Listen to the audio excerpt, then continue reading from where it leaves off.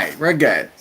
A little bit of a technical difficulty on my half, but all right, we are live for the second college football game.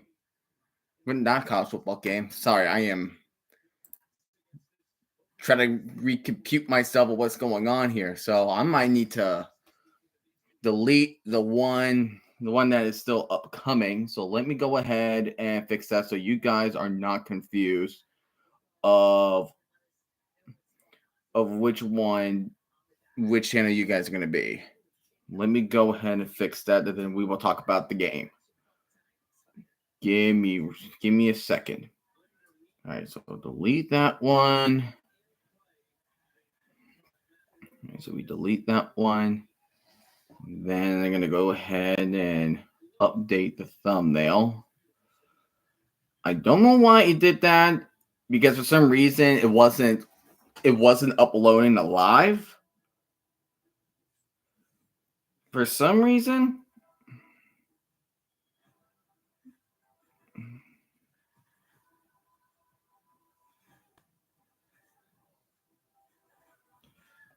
So making sure I'm getting my tags up.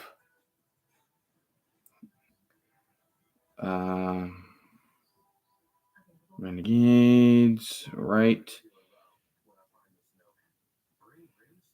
USFL, XFL. There we go. San Antonio Brahmas.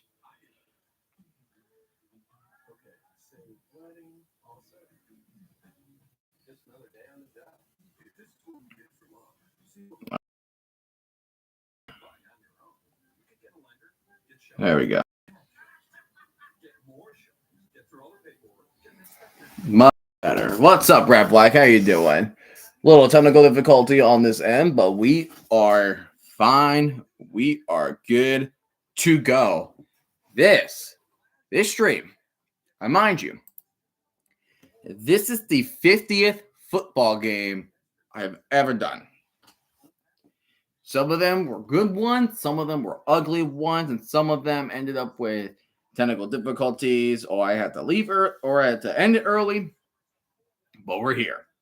We are here. And what is a better place to do this? What is a better place to do this? Just ready to beat the crap out of Arlington. Thank you for reminding me on a Q&A. But since I was late yesterday, we can actually do the poll. So I do a poll every time we are before the game starts. And before the game starts, and I will end the poll when we are reached the end of the first quarter, because I want to see what everybody's opinions are. Everybody's opinion by the end of the second quarter to see where we are at, because I am actually starting to see, poll is up by the way, I have been starting to see reviews. Like, according to the poll I have on Twitter, on X, already voted San Antonio. Hey, we got San Antonio. So here's the thing. So if I go to my Twitter account, pop out of the chat, because I'm gonna move the chat over this way now.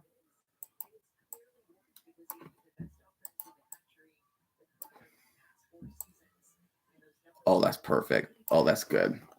All right. So on Twitter or on X, so there were 10 votes, which is still good. People are already voting. 6 of those votes are for Arlington. 6 for Renegades and 4 for the Brahmas. If we go over to my YouTube poll, we have 13 of those votes. 69%, nice, voted for San Antonio Brahmas, and 31% voted for the Renegades. So this game is probably is potential game of the week right here.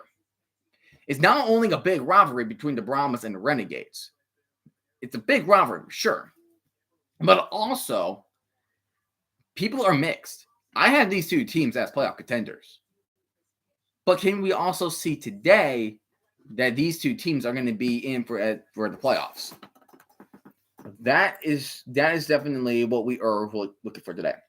So, we'll start with the away team, right? We'll start with San Antonio.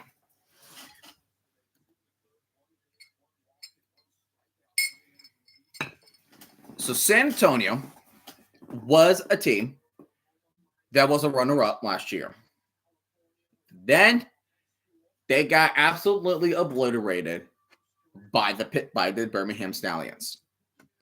Chase Garber left, so that leaves a big question mark when it comes to quarterback. The other teams are fine. They're complete, but it was quarterback positioning. It was a quarterback position. So, yep, it was a sore spot. The UFL championship, that is a sore spot. So, there were three quarterbacks that they had to rely on. There was Kevin Hogan from Stanford, Kellen Mond from Texas A&M that was drafted to the Vikings but never really got to experience much of the play time, and former Roughneck Jerry Garetano. As of this week, they decided to start Texas A&M quarterback Kellen Mond to be the starting quarterback. We have not seen him in the professional level before. We have not seen him since he was an Aggie. So this is going to be a new experience. This will be a new experience for San Antonio right here. And the defense is elite. Defense is elite for San Antonio. Like Devontae Beckett, Jordan Williams, Darius Phillips, and they even got a NFL cornerback, O'Grady Williams, from Cleveland, the former second-round pick. And YouTuber Destroying is back on the Brahmas after he suffered a brutal neck injury when he made a wrong tackle against the Memphis Showboats. It was absolute dogs. They are absolute dogs indeed. I know it's interesting because I'm looking at the depth chart. I'm looking at the depth chart for today, and I'm not seeing Juwan Green. I'm not seeing Juwan Green on here. That was definitely weird. But even if they don't have Juwan Green, John Trey Kirkland's him. Him and Justin Smith are those receivers. And their running backs, the two-headed running attack, John Lovin and Anthony McFarland. And Anthony McFarland is like one of the fastest players in this league. So if they could get the ground game going and be physical, then they could potentially win. But what about the Renegades, the home team? And guess what? Since they're doing a throwback of the Bandits, they are throwing the Bandit logo. It's the UFL Sonic and Knuckles. Sonic and Knuckles. Well, we'll just hope they do well against the Renegades, right? So Renegades, there was rumors that Luis Perez was going to retire after last year.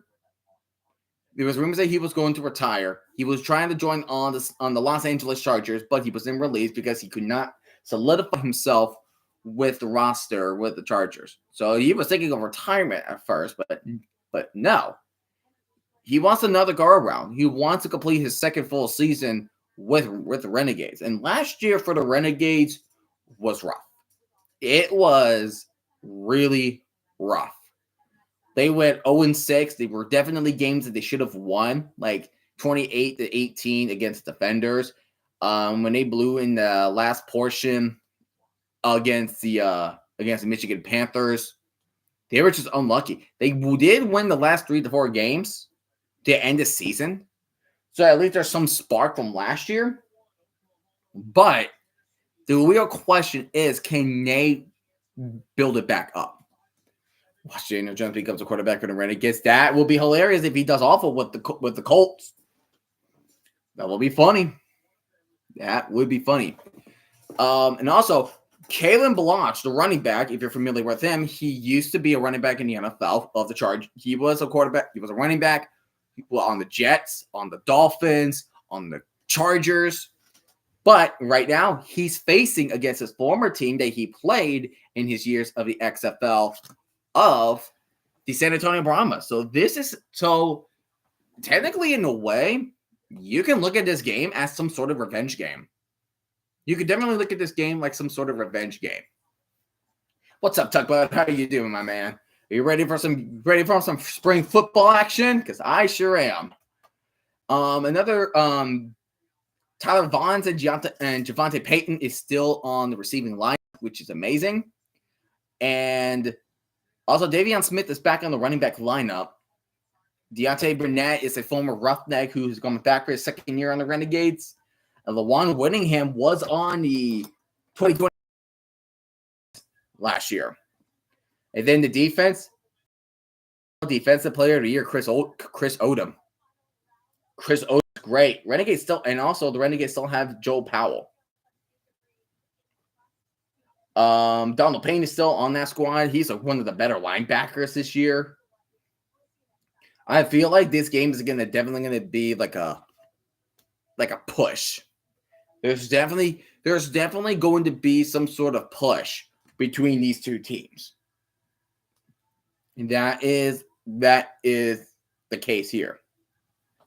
So I feel like the physicality of these two teams is going to determine who will win this game.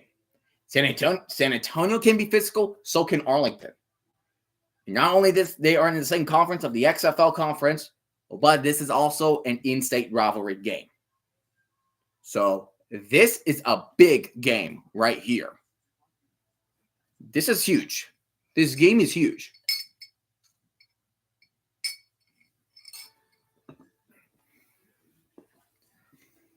And I do not know what is the better game to celebrate the 50th football game here. What is better than celebrating the 50th game on this channel, streaming it, than this game right here? Two teams from Texas, a town that is not big enough for the two of them. Everything is bigger than Texas, including sports rivalries. Dang right, Red Blacks. Sports rivalries are amazing. If you watch, and speaking of rivalries, if you watch the rivalry, the college football rivalry weekend of last year, that was dicey. That was dicey, but I like it. Is Fox using a Super Bowl 59 score bug? No. They're mainly using a score bug from Super Bowl 54 score bug. Which, to be honest, I love that score bug. That's one of my favorite score bugs. And here we are in Arlington. San Antonio and Arlington. It isn't that neat. Like spring football on Fox has always been using that logo, that score bug.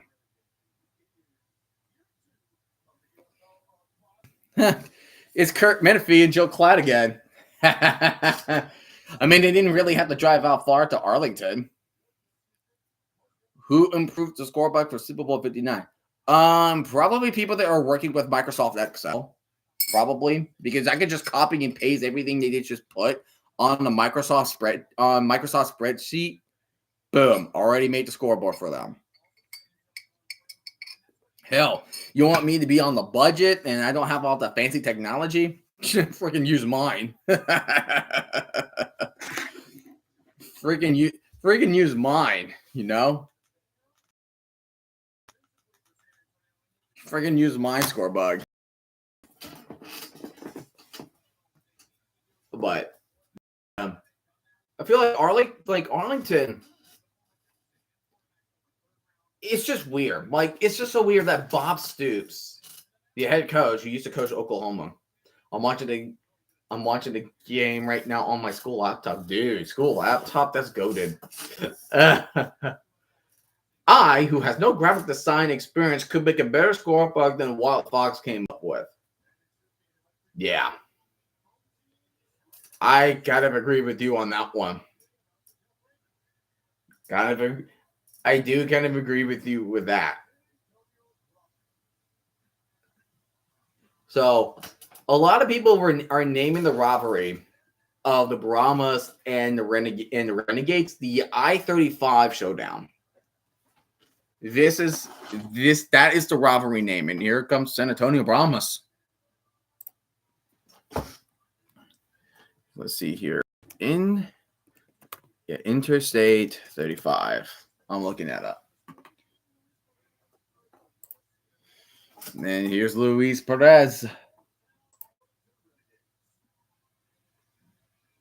Yeah, so throughout Texas, it goes through Dallas, it goes through San Antonio.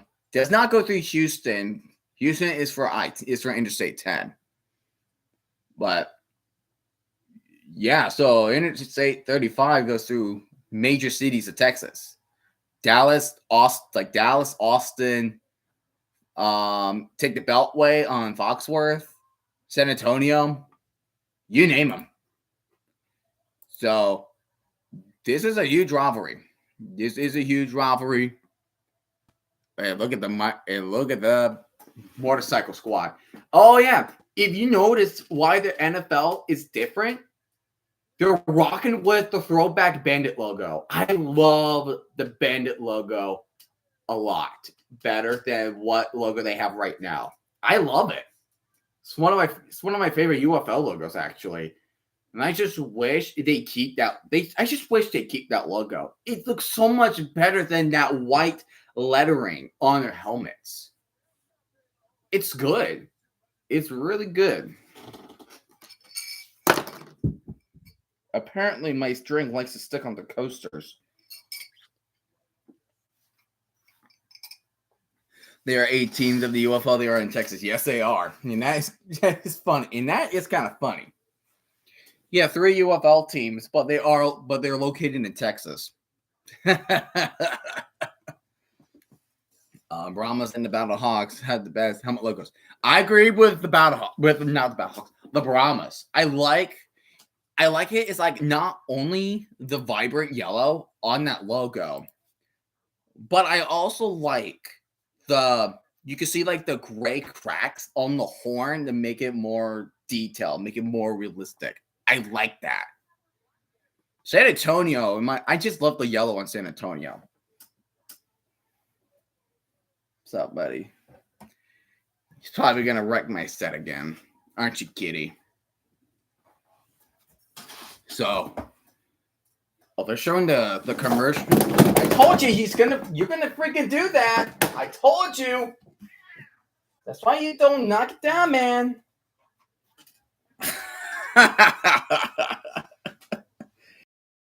The cat's like, no, not streaming. No. He's like, no. He's saying no. You want my intake on your stream? Screw your stream. Bro pulled a Romo and called it. Yes, I did. I did call it. I did. In the XFL, the Vipers basically failed before they started. Oh, yeah, no, but the stadium, Cashman Field, it was bad. Like, the field condition in that stadium was so bad. It was so bad. This is why dogs are better. Well, because cats are usually they're not the animals that you train. Like, cats are just they could just survive on their own individually. Well, why give a crap?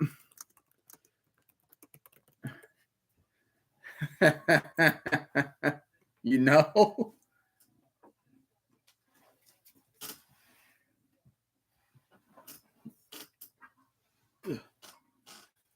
Let's see how other people are. It's good to see that I'm seeing other people that are streaming this game as well. That's really exciting. The Viper Stadium got sold and is being removed most likely. Seriously? Hold on. Really? Is that true? Hold on. Is that really true? Well, I'll be damned. According to the local news, it says the city of Las Vegas unanimously approved for a sale of Cashman Center Wednesday to National Home Builder Lennar, one of the biggest in the country. They bid $36 million in the city's second attempt to sell the 50-acre parcel and surrounding villas. Oh my goodness. Choctaw Stadium is basically empty, bro. That's one of the bigger problems that we've been discussing, not only from last year and also this year. It's mainly not filling up your seats. Like you have got the old UNLV Stadium, Sam Boyd is being demolished as well. Oh dang! I'm sorry.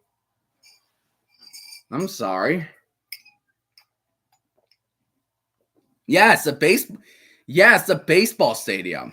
That's the whole point. But even then, the field condition there was bad.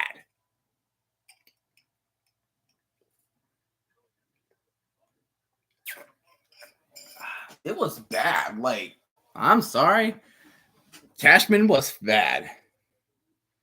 It was bad. But yeah, one of the major problems that I'm having with the UFL is the attendance. Like, there's not much exploit to the local market value. Because if you're not promoting anything locally, then you're not going to succeed. That's why the Defenders and the Battlehawks do so well. The Battlehawks had an NFL team, but then Stan Kroenke just took that away from the city of St. Louis. And then when the Battlehawks joined the spring football, their attendance numbers are through the roof, higher than any team that came to existence. The Vegas Minor Baseball League team moved out of Cashman since 2019. So that's why it's been vacant for so long. And also, DC Defenders. I think the Defenders is a perfect venue. 20,000 seats, that's what you need. You don't need to have a big stadium capacity field. Yeah, St. Louis won football, and that's what they want. Speaking of which, the Brahmas are going to get the ball first, as they are trying to get ready to kick this thing off. They are trying to get this game kicked off, and here we go. Here's the kickoff. We are underway in Arlington. And I wish they kept the throwback logo on the scorebook, but that's fine. Oh, he tackled him late, even way out of bounds. But here comes the quarterback of the Brahmas. Former a pick out of Texas A&M, Kellen Mond. Yeah, I know. I am. Yeah, I'm aware I'm fall behind. I know that. I got a new cable TV, so everything is going to be fall behind. So I may look like a complete fool to you guys, but you guys just want me to lose my mind. That's what you came to here for. You want me to see losing my mind and give my thoughts onto these plays. So here goes first down and 10 from the 29. Mon handing it off to Lovett, and Lovett is going to get a gain about 3 on the run. But yeah, so Kellen Mond in the 2021 draft was a third-round pick to the Minnesota Vikings. He was a third string, but he was mainly like a backup player, and then he was never seeing the field. So this is a first professional chance that Mond is getting, and we're proud of that. So second down 7 for San Antonio. And it's going to be Lovett again, but Donald Payne stuffing the run of Lovett. He's going to lose 2 on the run. Donald Payne is one of the best linebackers in this whole UFL group.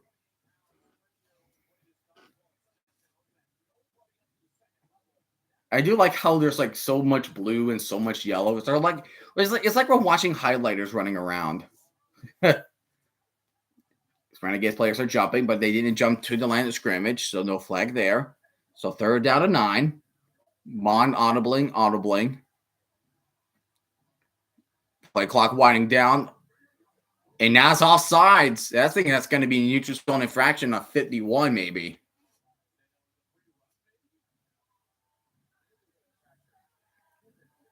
Yeah, 51. Neutral zone infraction. So that will be 3rd and 4.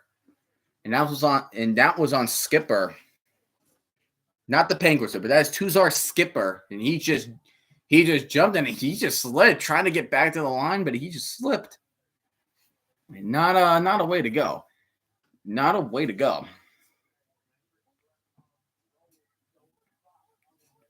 So here we go. 3rd down 4. Give them half the field. Try to avoid a potential 3 and out. Bond is out in the empty backfield with 3 wideouts. Play clock winding down 2 seconds. Mon is dropping back. And Mon getting surrounded. He's going to scramble around, going way farther back, and he is going to take sack way far back. That was not good. That was not good. What in the world was he thinking? That was Will Clark. That was the one who got the sack. Nice to see you again, Lightning. What's up? It's Levon. Where can you watch it on? You can watch it on Fox, or you can watch it on your Fox Sports app. That is where you can find. That is where you can watch these games. That is where you're gonna watch this game. Fox or Fox Sports or Fox Sports. 3 and out, even with the penalty. No problem, Levon. No problem. And the ball going deep is going to get outside of the 13-yard line. So the Renegades, after forcing a 3 and out onto the Brahmas, will get the ball first. And here comes Luis Perez. And the King of Spring, the Spring King, whatever you call it, he is back. 3rd season with, well, it's 2.5 seasons from the Renegades, and he was acquired mid-season trade from the Vegas Vipers in 2023. But this is his 2nd full season with the Renegades.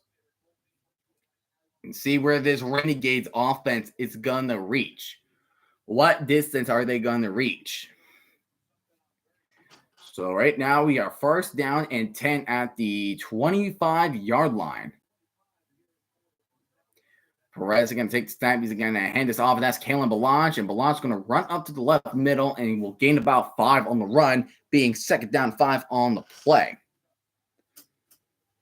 Kalen Balaj, a former running back out of the San Antonio Brahmas. Yeah, so Kalen Balaj was a former running back of the San Antonio Brahmas. And he had several teams in the NFL, like the Jets, the Chargers, and the Dolphins. But they were just far better running backs than Caleb Balaj, so that's why he ends up in the XFL doing his thing. And he's going to hand it off to Balaj again. Balaj gets a 1st down. He's going to get more. He's going to get tackled at the 40. So the run game for Caleb Balaj doing some pretty good work so far. Really good work from the Renegades. The running attack is doing really well. Great shifting. Sal Canella, the tight end, holding a block for him to get him just a little more extra yardage to get them better positioning on the field. Really good blocking from the tight end of Sal Canella. Really well played from the block for blocking. That was really well blocking. 1st down and 10. Perez going to drop back, and he's going to throw it. And that is going to be caught by Tyler Vaughns for only a couple of yards on that gain. So that will be 2nd down and 8 later on. If the Lions had Jake Bates, they would be Super Bowl 58. Hot take, I know. Well, I felt like they got too confident against the Niners, but I see where you're going with that. They just got comfortable with the 49ers. Receiver in motion. Oh, they handed off. That was a little bit of a trickery play, but he's not only a yard. But that's kind of an interesting play. It looked like Perez was going to run it, but then he handed it off to Kalen Balaj, acting like Perez was going to run, but they gave it to Balaj. And now Balaj is going to head over to the sidelines. And I believe it will be Didi Hunter, or Didi Hunter, I think is how you pronounce it, will be the one that'll be the backup running back. 3rd string is Davion Smith, who was with the team last year. Here we go, 3rd and 7 from the 43. Here comes Hunter motion, so now it's empty backfield. Perez is looking, and he finds a man. And he does not get it. That is a yard short for the Renegades. That was by Isaiah Winstead. That was short about a yard for the first down. And looks like the Renegades are thinking of going for it. Yeah, Bob Stoops is going to let the Renegades go for it from their own 49-yard line and run up the middle, and he got it. The drive continues for the Renegades. So far, the Renegades are doing a pretty solid job of holding on to the ball for a certain period of time. For a long, certain period of time. Well done. So far for the Renegades. Now the Brahmas 48-yard line. High snap again. Play action. Perez going deep in the middle, and he got his man. That's Sal Canella. And he will be tackled around the 24-yard line. What a good pass and good catch for Perez to Sal Canella. The drive continues for the Arlington Renegades, which a lot of people, this game has a lot of mixed reviews. More people were more favorite on the Brahmas, including myself. But you don't sleep on the Renegades. Just perfect. Just threw over that one, over Tavante Beckett. Like, he was so close of just batting that down. He was so close just to bat that down. Wow. That is unbelievable. And then a timeout will be taken, and a timeout is going to be taken by the Renegades. So we have a timeout here by the Renegades, but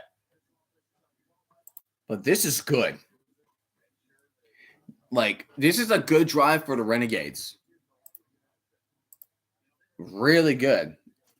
Like, it could not, like, the thing is, like, it cannot, he cannot perform any better. Good drive from the Renegades. Yeah, it's a good drive. It's a dang good drive. Like, you're running it, and then that one pass from Perez to Canella. Oh, yeah. It's really good. It's a really good drive. First down of 10. And it's the power of the Bandit, man. I prefer that Bandit logo any day. Any day than the current logo they have right now.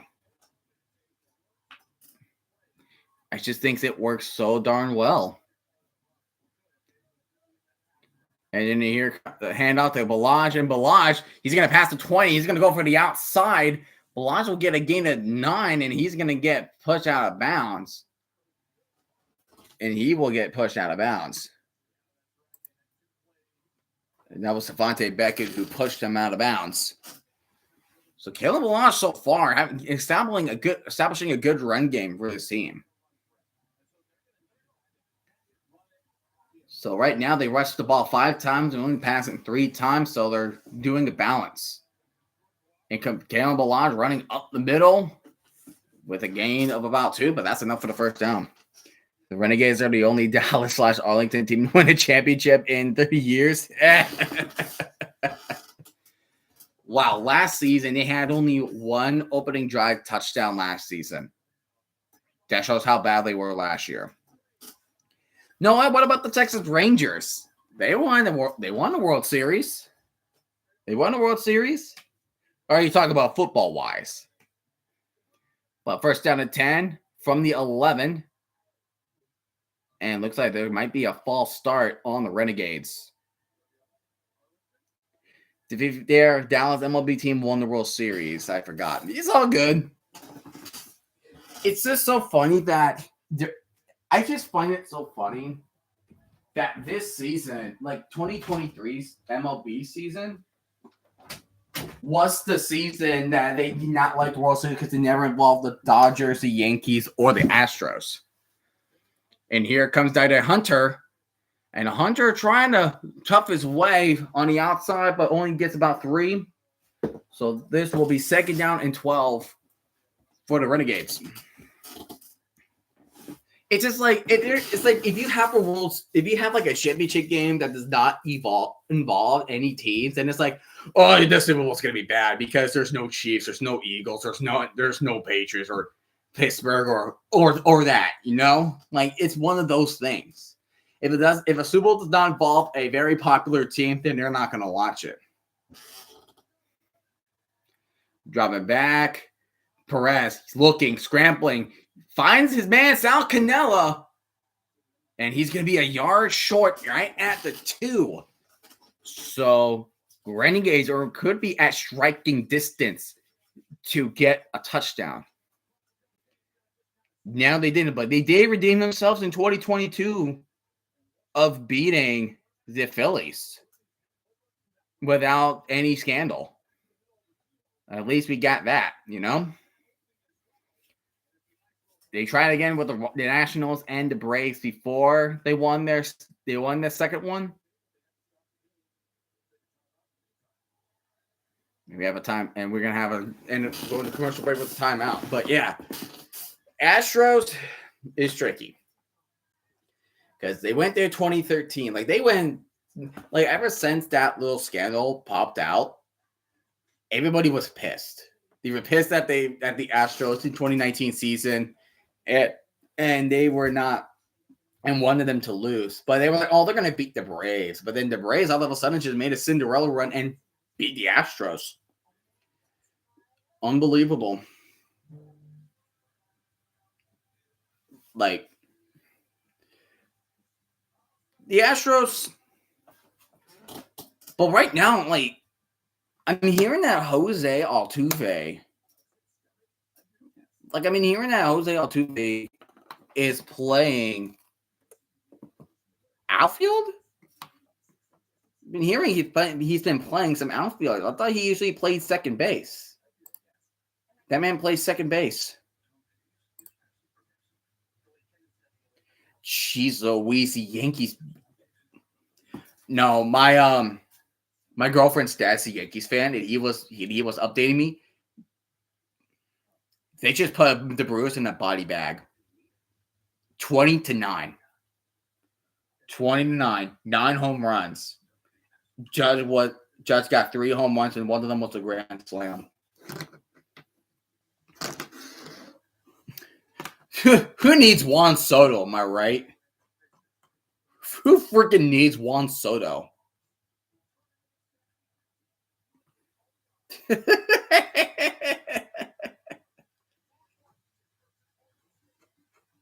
Who the hell needs Juan Soto? Where you can just drop 20 runs on the Astros. That is redonkulous. That's redonkulous.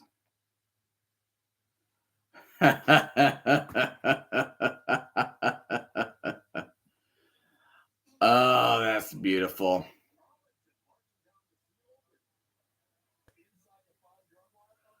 All right, we are back. 3rd and 1. Literally about 1 yard away from a tutty. 6.5 minute drive. They are just taking their time. 3rd and 1. Shotgun formation. The players in motion. That is Isaiah Winstead going in motion. And there's going to be another flag for another false start on the Renegades. People treat Russell Wilson like he was one of the worst QBs ever for some reason.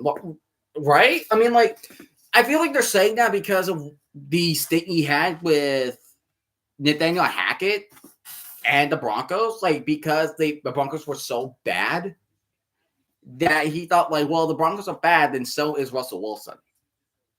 Russell Wilson's not terrible by any means. Better quarterback. They are way better quarterbacks than Russell Wilson is better than. Like, he's better than all the quarterbacks that were listed as terrible. Like Zach Wilson, Daniel Jones, and all those other QBs. And the other QBs. And the backfield number Perez. Perez dropping back.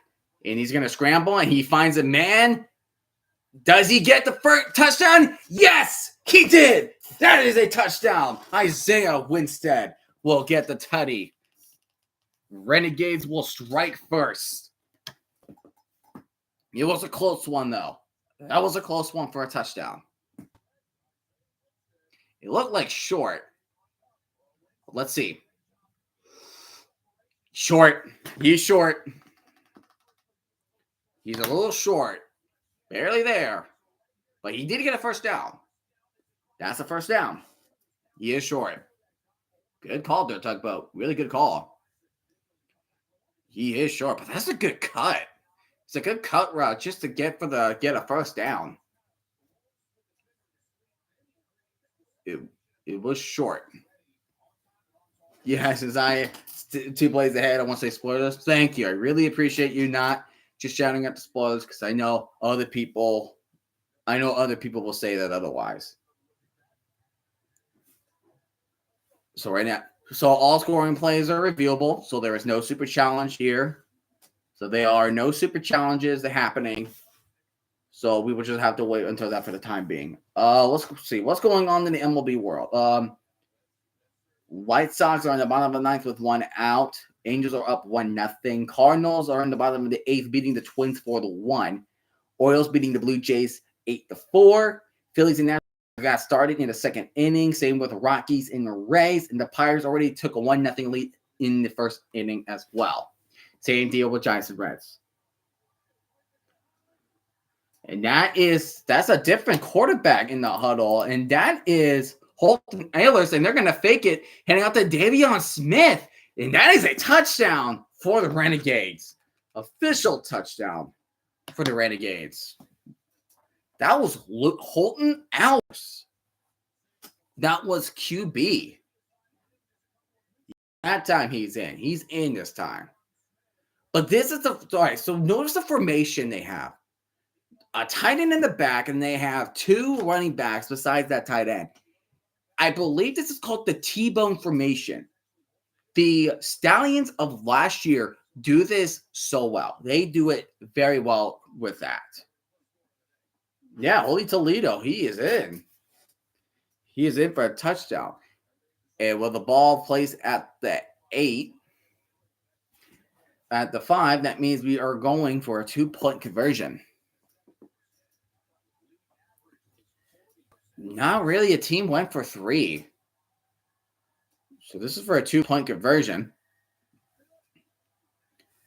Perez looking, fires through the end zone, catches it. 2 points. And that is a 2-point conversion for Arlington by Sal Cannella. So a methodical drive that took a lot of time for the Renegades to get a touchdown. That can work really well. And that can work. There are no extra point kicks. No extra point kicks. There are no onside kicks. Except the kickoff, and you're trying to get a long field goal.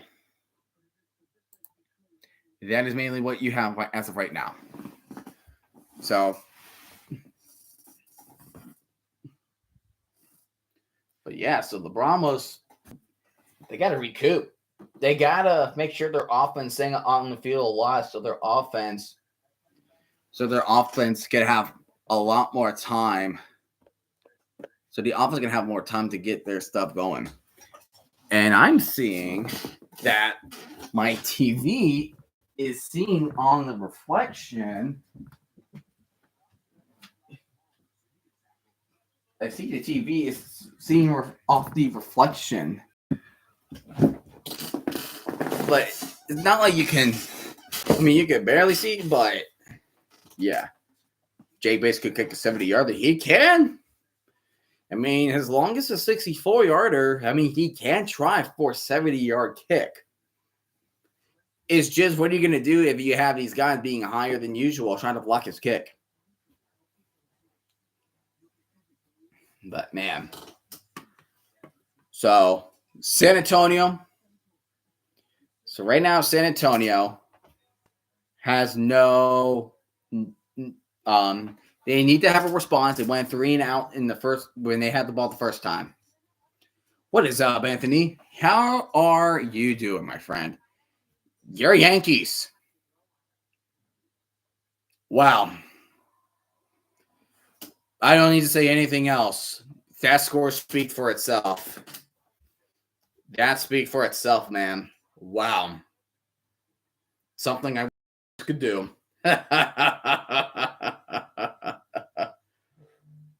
But yeah. So Yankees did. Dude, let me put this right. They did more than good. It was more than good. Let's just put that into perspective. Here's a kickoff. Trying to return this past the 20, 25, past the 30, and he gets out at the 34, and that's Anthony McFarland that with the return. So decent field position for the Brahmas right now. You show someone the score, they'll think the Giants upset the Packers. Right? It's like that. And that was Super Bowl 42 season. That was Super Bowl 42 before they beat the Patriots. Because the higher seed was the Packers. It was the Packers.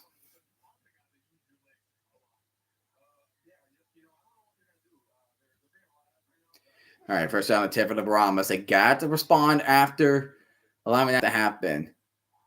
And the run just got stopped up by the Renegades. And that was I agree. That was a big time hit. That was Dorn with a hit. That was Miles Dorn, the safety, coming down. Yankees scored more points than either of these teams so far. Well, it's only in the beginning of the game, so who knows what can happen, my friend? Who knows what can happen? We have about 4 minutes left. If you have not voted, who thinks going to win? Feel free to vote. Bond going deep, just over his man. Really good ball placement from Kellen Mond. And that was Jacob Harris with the receiver that catch the ball. And that is a first down of the Brahmas. I thought I was going to be just short and picked off. But that was good ball placement from Kellen Mond. Really good job. Really good job. So now you're at the Renegades 44-yard line.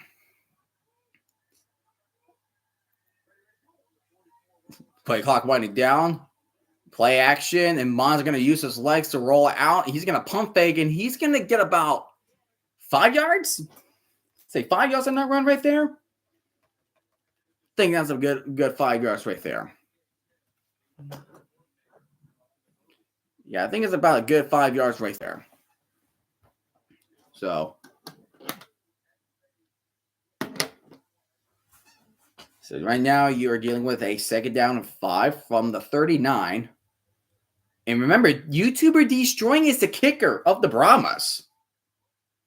Chance that we could see him on the field for the field goal. Tries to throw to the middle, but that was incomplete. And that was Marquis Stevenson with the intended target. So now they have one more. We're starting down at 5. Bond has only got one completion out of the 2 he has thrown. And they got to get to the 34-yard line. Shotgun formation. I think that's Lovin onto Mont's left. And right now they are changing the play. They're audibling. I can see Chris Odom on the defensive tackle position. You'll see here. Mon drop it back. He's looking. He's going to go deep left side, but too far over for one of his players. That was deep. That was Greg Ward. He's trying to get screwed over because he was in college before the NIL era. Yeah. His time with UCF. You're right about that one.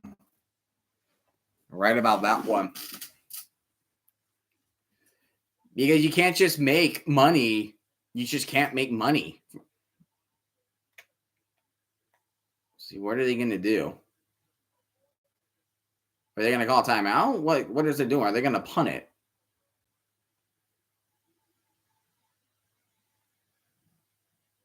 What's going on here? Is there a timeout? Okay, they reset the game clock. Okay, they reset the game clock. 4th and 5. No, they call the timeout. Okay, so it was a timeout by the Brahmas. There was another YouTuber who forced to quit cross country because the YouTuber saw really cross country. That's my sport. I'm going to look at this. Hold on.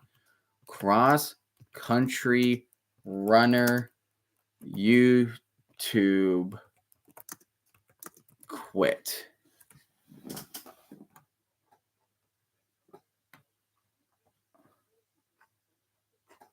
Ryan Trahan. Okay, so Ryan Trahan. Thank you.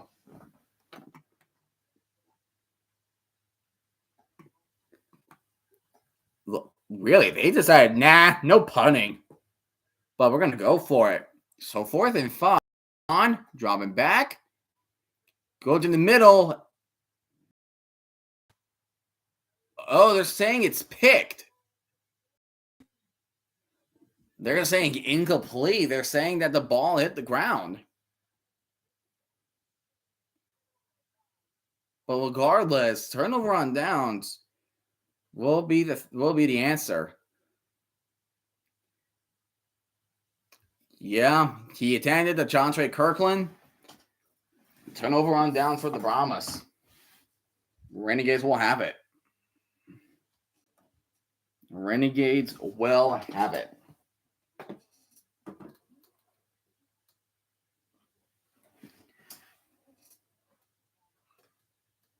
But, ooh, baby. Oh, that's not good. Oh, that's not good. Let's see here.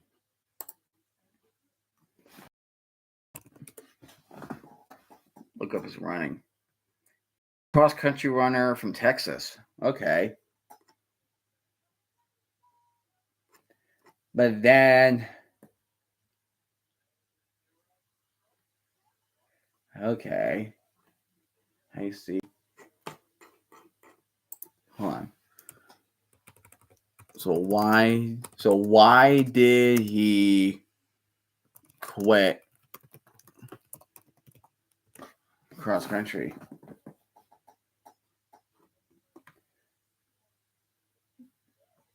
So it's pretty much the same reason. So it's the same reason for destroying. Using his name for NIL reasons on YouTube. But that's kind of stupid. Like you can't promote your own thing on YouTube for your own name, image, and likeness. That's so dumb. Yo, Logan, how you doing, my man? How's it going? Logan, what's up? Good to see you back on here, man. Good to see you. Yesterday was a blowout, my man. It was a blowout. By the way, I know this person in real life. We are very close friends. Oh my goodness. How is it going? Are you ready for tomorrow with the Stallions and the Defenders? Nowadays, both of them will be okay to play. Well, yeah, exactly. Like that's so. It's only because it's because they're getting paid a lot. Because Johnny Manziel was caught. Because Johnny Manziel was caught trying to make money off his own image and likeness when he was selling his products. Like it comes to the whole argument of do college athletes deserve? Now they're just paying because of their name, image, and likeness. It's just not the case here. It's just not the case. It is now. But if only if only NIL was a thing a decade ago. Like you can't just make money off your own platform, which is unfortunate. So anyways, first down to 10 for the Renegades.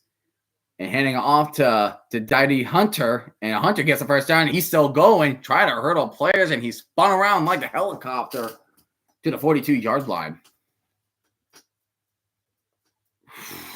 Baby. Oh, baby.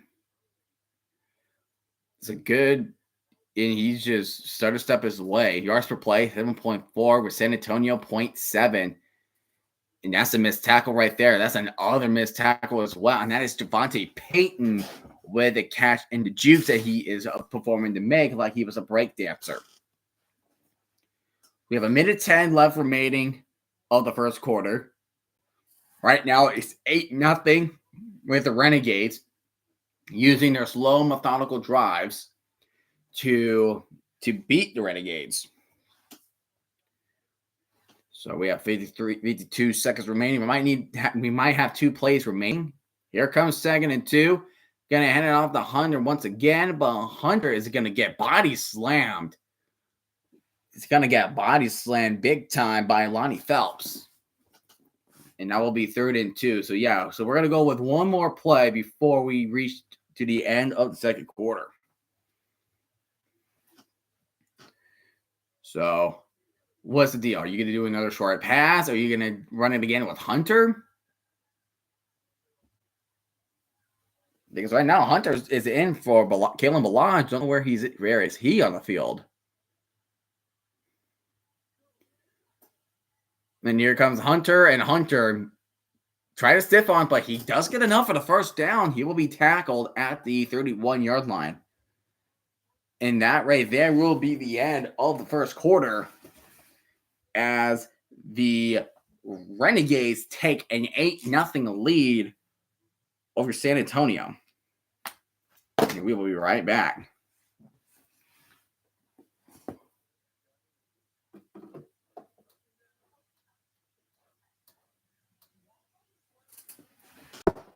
Alrighty. All right.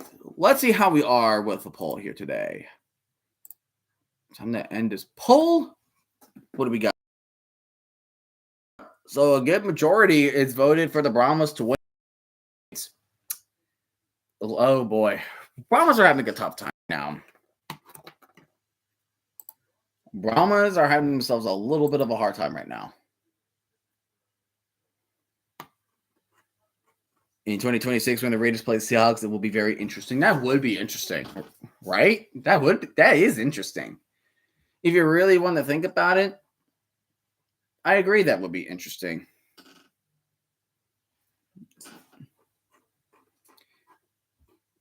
Very interesting.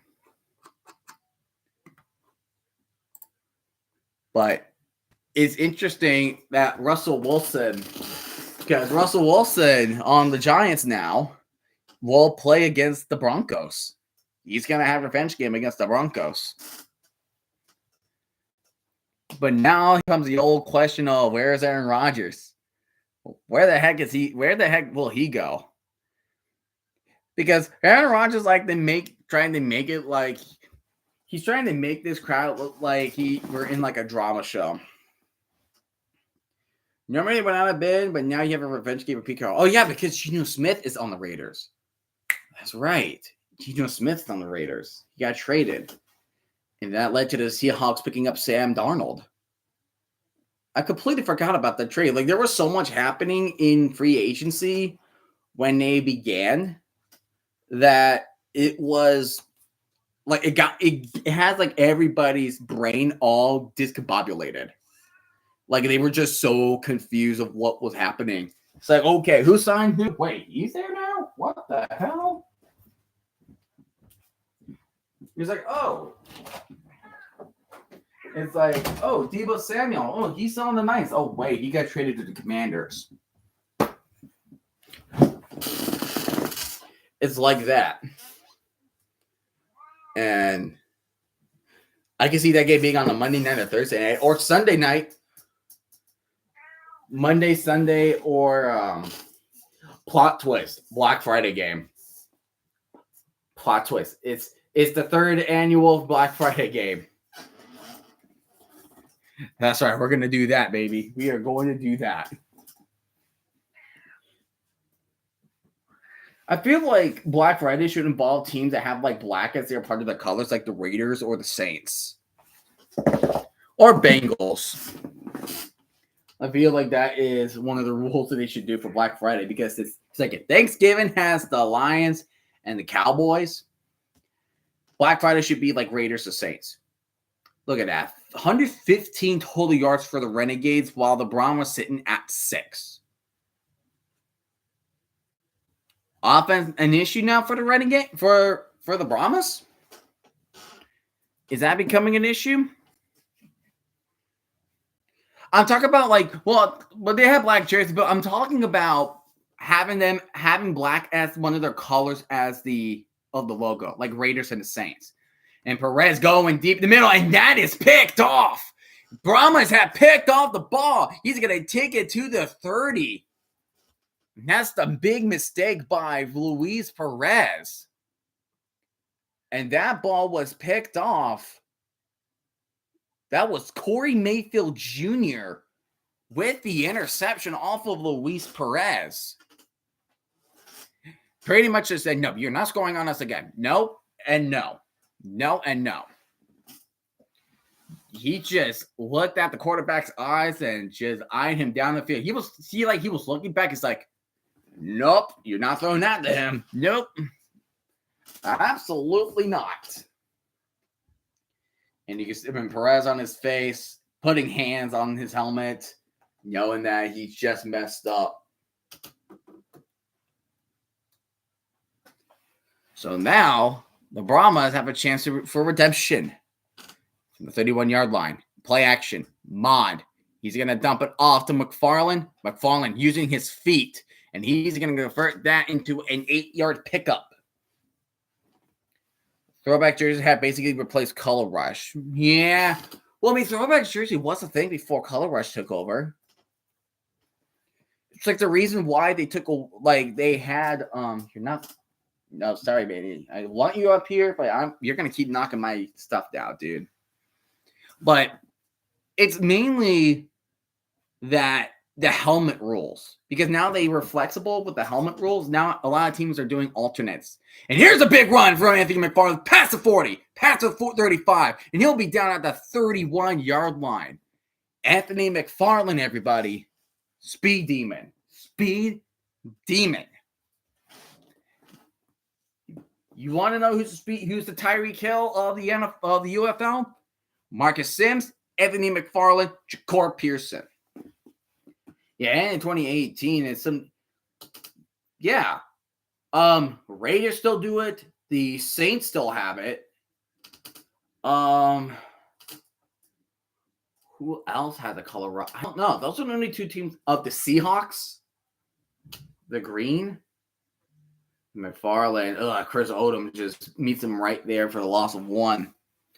So there are Seahawks, Raiders, and the Saints. Bills have the red ones. Yeah, Bills have the red ones. Maybe Ravens have them?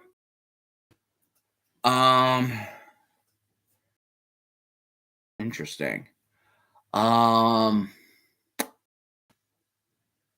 Carolina, maybe? I'm not sure. Bond drop it back, second and 10, and going deep left side, and he got the man.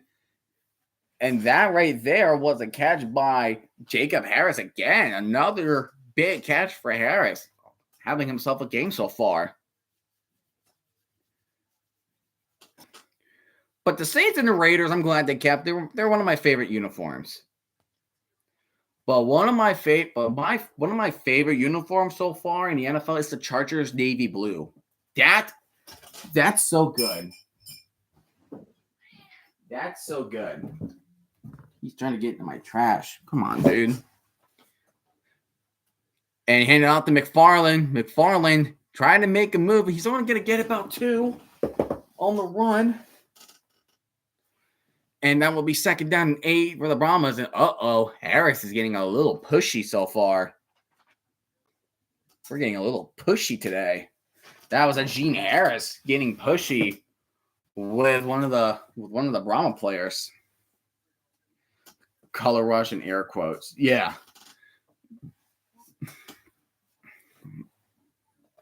But in the red zone for San Antonio, I mean, is this good? This is good progress for the Brahmas right here. And looks like we're going to get a timeout, and that is going to be called by the Renegades. So timeout will be used by Arlington with 11:36 remaining until we reach halftime.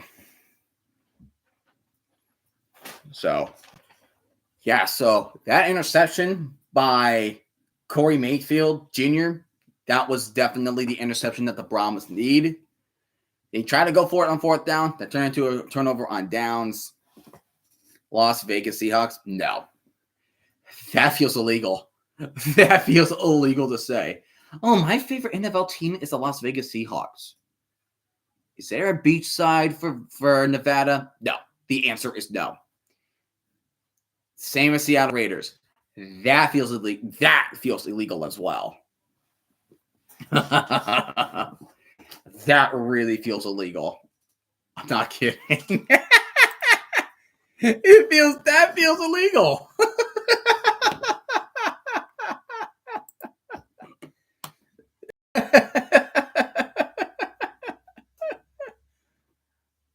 So funny. Let's see. Is there anything? He is streaming it. Okay. I was wondering if he was streaming that game or not.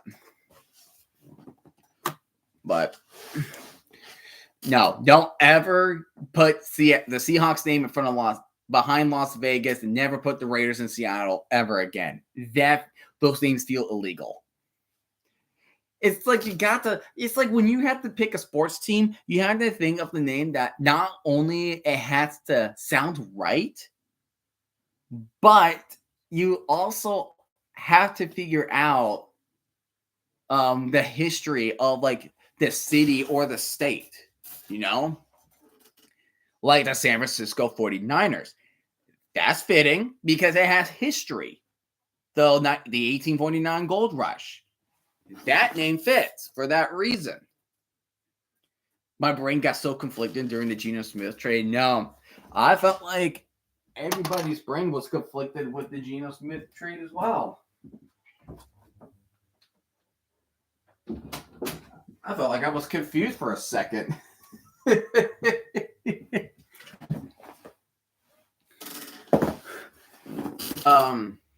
The Jets got Justin Fields. You were watching Wall-E when the trade happened? Let's go. Wall-E is such a good film. I like Wall-E. Such a sweet film.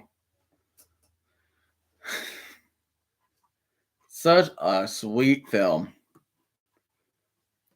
So here we go. 2nd and 8 for the Brahmas.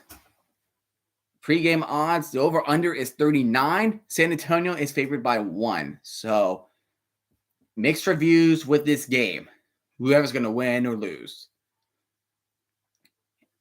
Oh my goodness. Chris Odom just shot the gap, tackled John Lovett almost immediately when he handed the ball off. Look at this.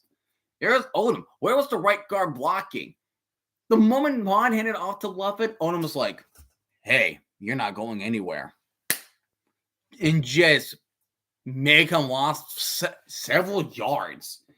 Lost 3 yards. Chris Odom. This is why he was USFL defensive. That's why he was a USFL Player of the Year. He's a beast. He was a beast. Mond, he's going to go for the end zone. He catches it, and he bounces off like a pinball. And does he get for the touchdown? No. Here's to say Marquez Stevenson has stepped out. He get the first down, but he stepped out of bounds before he crossed the goal line. But that was an amazing effort by Stevenson. And there's a flag on the field.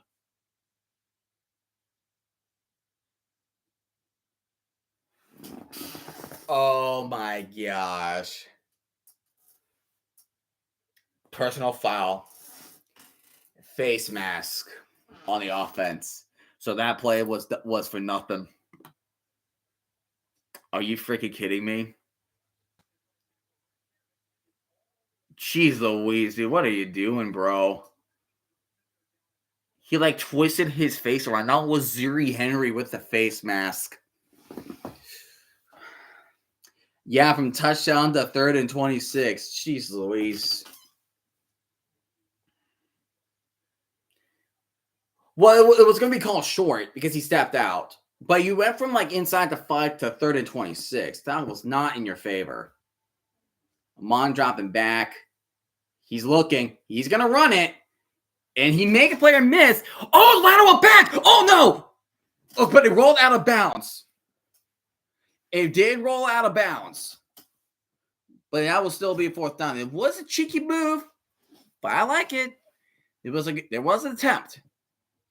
There was an attempt there. I do like it. It was a backwards. It was a lateral. So there are not going to be any penalties with that.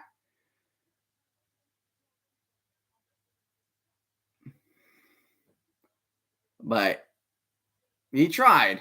You're lucky the Renegades did not cough it back up. That was close. But we're going to see Destroying make a field goal attempt. Come on, Destroy. Let's make this kick. Glad he's back on his feet. LA Cardinals and the Arizona Rams. No.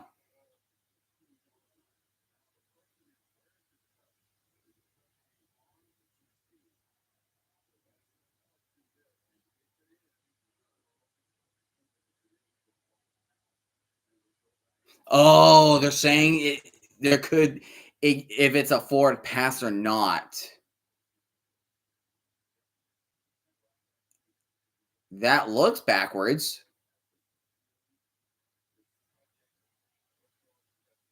Because he went from oh my gosh, they're calling it illegal forward pass.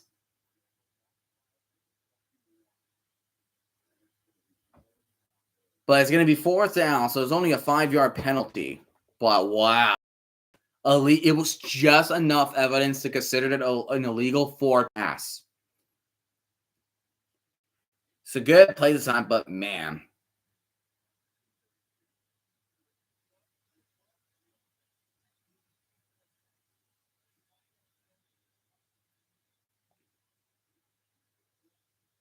So also down in the 4th down. Yeah, so illegal forward pass.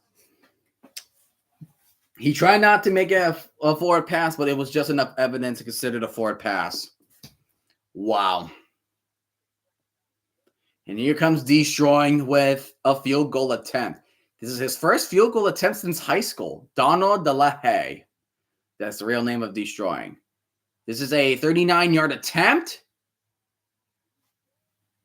And he got it. It's good. Let's go, Destroying. Let's freaking go, Destroying. Let's go, Destroying. He made his first ever field goal in the professional football league. Let's go, Destroying. Dubs in the chat for Destroying, guys. Dubs in the chat for Destroying.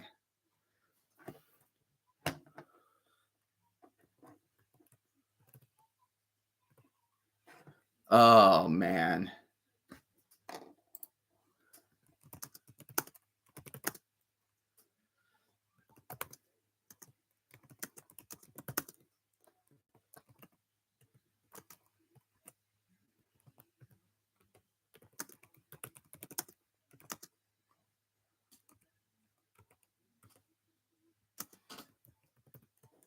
Let's freaking go, dude. Let's freaking go.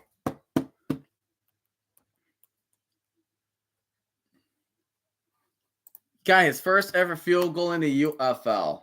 Let's freaking go. We freaking love it. I freaking love it.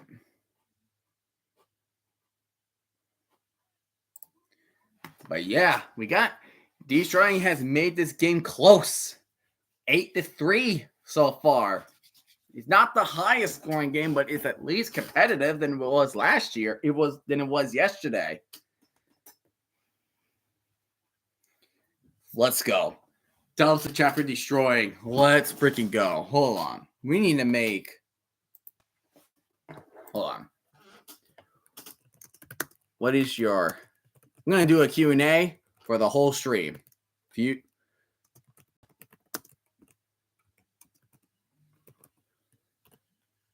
All right. Here's a Q&A up. What is your favorite football memory? What's your favorite football memory? Yeah, destroying the YouTuber.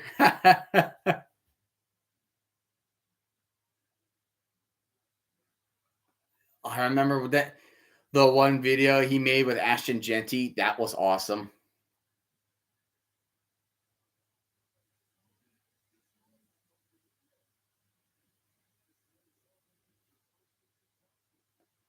First field goal since high school. I love it. 6.2 million subscribers on high school, 4.7 million followers on TikTok, and 2.6 million on Instagram. Yeah, that was his first field goal he made since high school. Amazing stuff. Barely past the 20, so to the 22. And here comes back Perez, kind of make up the mistake after throwing that bad interception. Let's go, destroy. Let's go. Houston Cowboys and the Dallas Texans. There was a Dallas Texans, actually. The Chiefs was known as the Dallas Texans. Super Bowl 40, Super Bowl 48. Oh. Could you beat the crap out of the Broncos?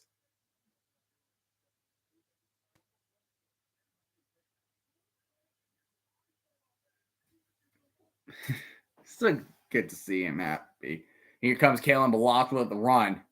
And Kalen Balaj is making a play. And there's the missed tackles. Past the 50, past the 40, past the 30, past the 20, past the 10, and touchdown, the Renegades. That was 78 yards. Holy crap. What a run from Balaj. What a run. Are you kidding me? What a run. That was 78 yards. Now that's the longest. 78, 77. Kalen Balaj. The run game is physicality at its finest. 23 tried to strip it. And 2 players tried to tackle him, but Kalen Balaj just, I'm just going to bounce you guys off. I'm going to be like a pinball, and I'm just going to bounce you off. 2-point attempt for the Renegades. Empty backfield Perez. Going for the end zone. Open. That was an easy 2-point attempt by Deontay Burnett. 2 points. 16-3. Now it's a 13-point game between the Renegades and the Brahmas.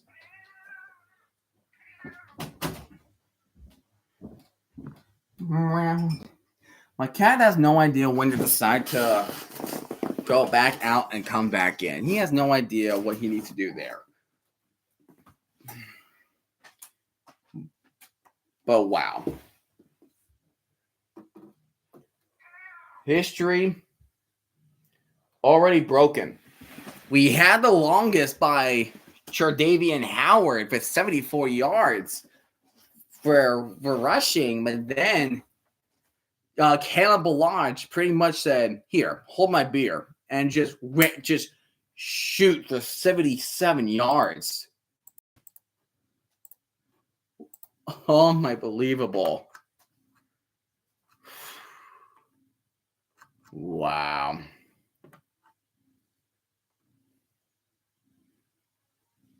Yeah.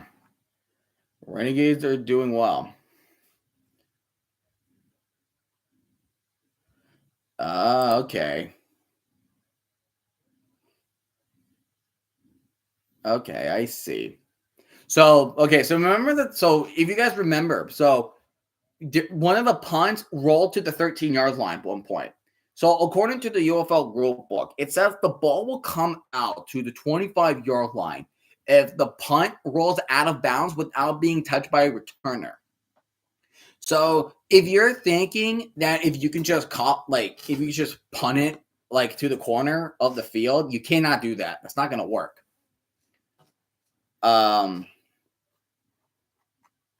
Feel like it should be further back. I don't know.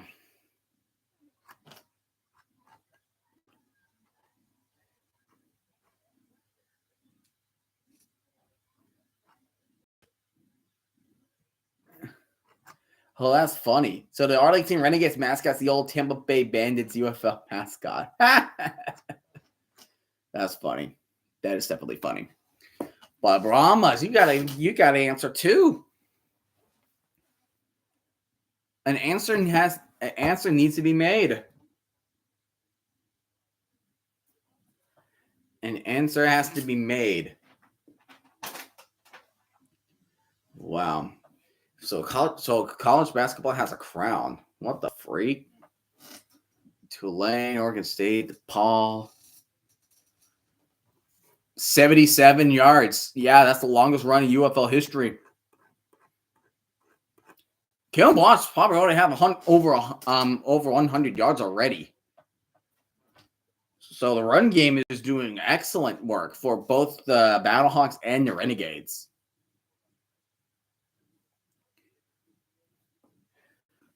So it looks like the Renegades are going to get ready to punt this away. We have 9 minutes and 24 seconds until the game is over.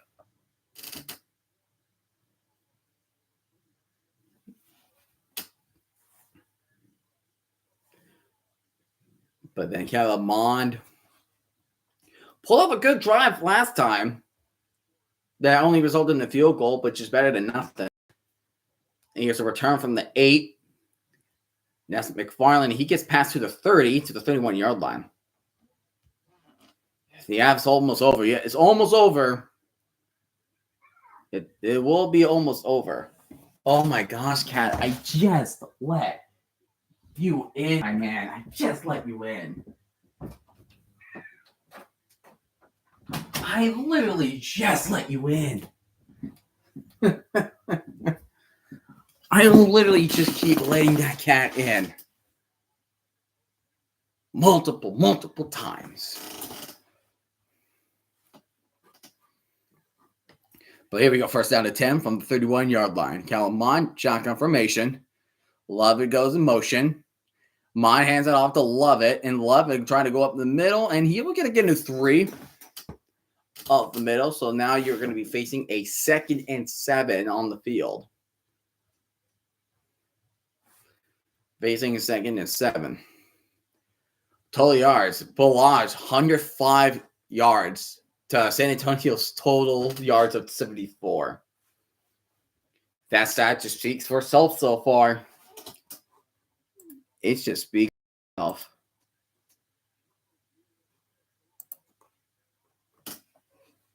Drop it back. Mon. He's going to do a pass to a little slant. Get a catch by John J. Kirkland, but he's going to be a yard short at the 40-yard line. They need to gain 1 more yard to extend their drive. So we have 8 now we have 8.5 minutes remaining. 8.5 minutes remaining. But yeah, I'm happy Detroit gets the kickoff. Play clock winding down. They got to get the play. They got to get the play off. And then there's a timeout called by San Antonio. Well, there's going to be a flag.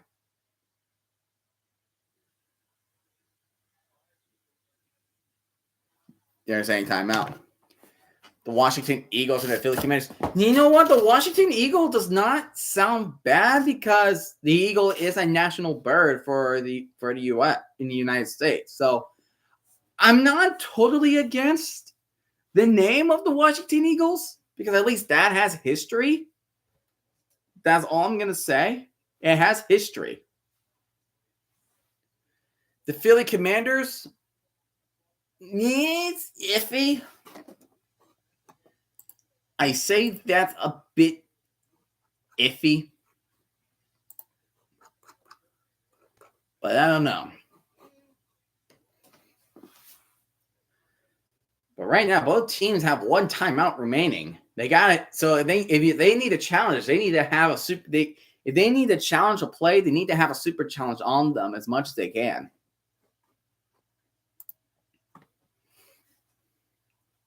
$192 total yards. Antonio has only 83 total yards.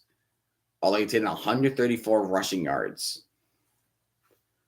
So you go with 3rd and 1 for the Brahmas.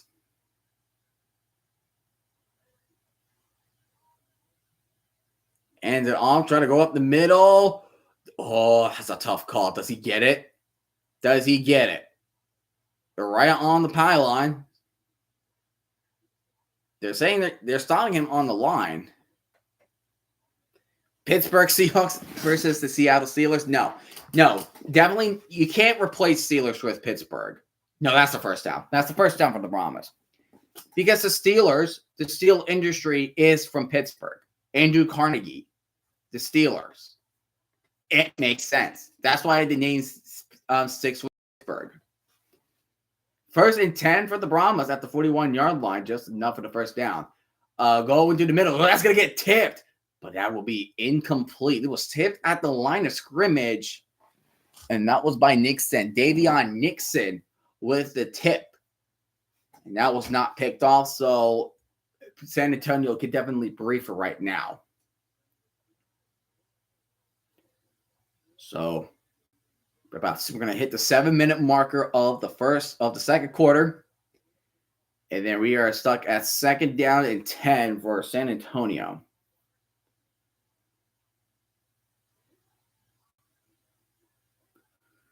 Play clock down at 7 seconds for wideouts on set. They got to get. That's a layup, Gabe. That's a layup. Delay long. That's a 5-yard penalty right there. That is a 5-yard penalty. The clock is fast. Like, you got to come up with a play. Both teams have 3 yards. Has 3 penalties. But San Antonio's most effective because they have 25 yards lost based off penalties. Compared to Renegades only had 15. 2nd and 15. Drop it back. Mond is looking. He's going to almost deflect it again. This front interior is doing really well. I think that was a Gene Harris again. That was a Gene Harris deflecting that ball this time. The Renegades defense is legit. It's legit. So now you're facing a 3rd and 15.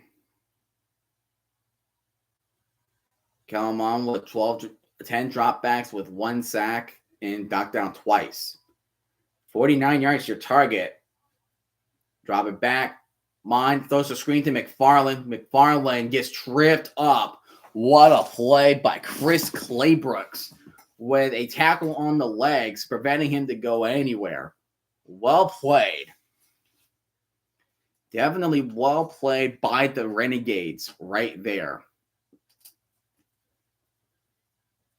There's a screen pass and just a good trip up. Just go for the legs. Don't try to go for the upper body. Go for the legs. The only way they can actually move is using their legs. That's how it goes. And here comes a punt. That's a deep punt. Taking it from inside the 5. And he's going to be tackled at the 20. Gina Smith is from Stu, Virginia. Oh, really? I never heard of that university. Stu, Virginia. Do they make stew in Virginia?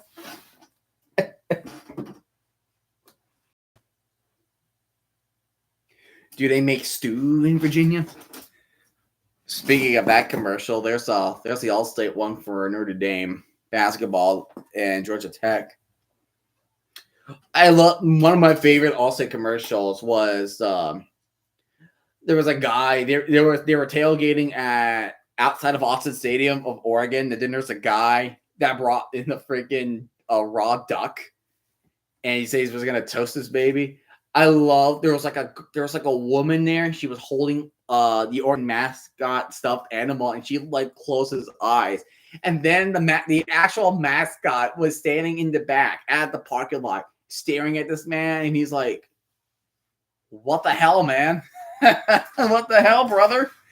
You're cooking one of my friends. What are you doing? What are you doing? You can't cook my brother like that." That's one of my favorite All-State commercials. Yeah, there's one with Stu, Virginia. Oh yeah, the high tide. High tide. And and what's a cool the interesting detail was that how he was wearing had a tag and he had to take it off and throw it away. What's up, Zizu? How you doing?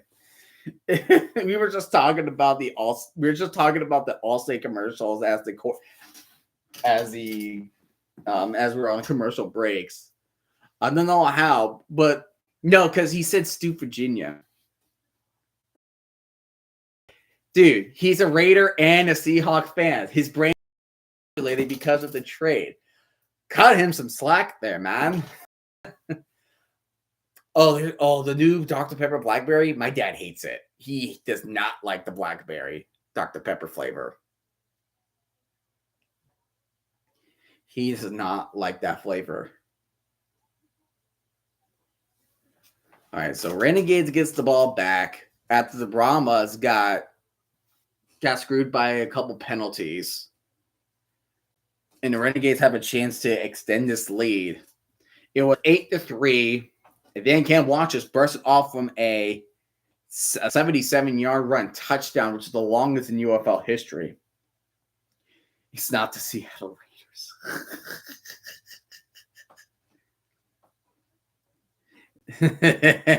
He's just trolling, man. He's just trolling.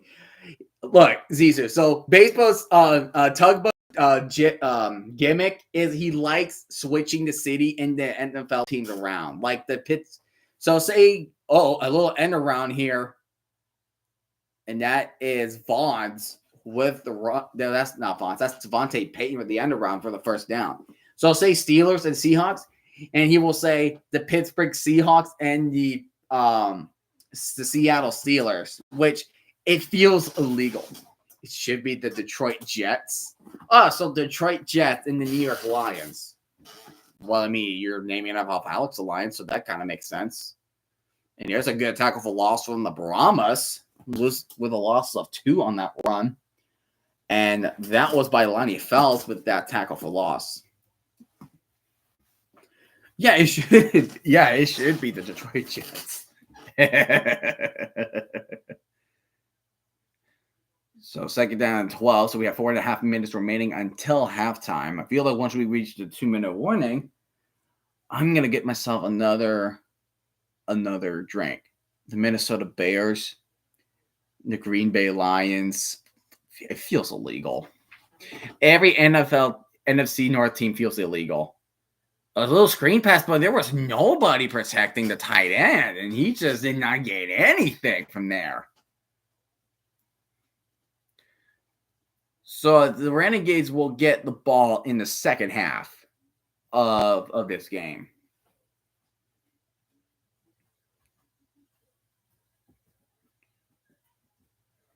So now they're facing a 3rd and 12. They got to get a first down to extend the drive, prevent San Antonio from scoring. 2 for 3 on 3rd down conversion, but this is a lengthy one, so they could provide some work. Snap a little low. Perez, he's going to try to run it, and he evades some tackles. He gets the first down, and he will be tackled at the 47. What a run from the Spring King himself, Luis Perez. The drive will continue with 3 minutes on the clock. LA Golden Knights and the Vegas Kings. You got the card. I guess that kind of makes sense. I don't know. Golden Knights, because mainly whoever lives in LA, like everybody's rich there, pretty much.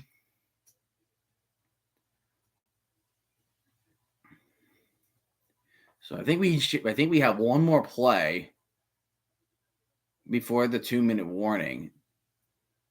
The play clock goes down, and Arlington's going to use up their final timeout. So what that also means is that they can no longer challenge, because in order to challenge a play, you can only have a timeout if you want to challenge a play.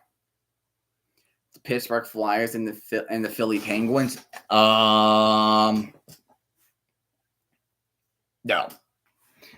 That's what I'm going to say. No. No. It looks like Luis Perez just got hit hard, too. Luis Perez got hit hard as well. So no timeouts remaining from the Renegades.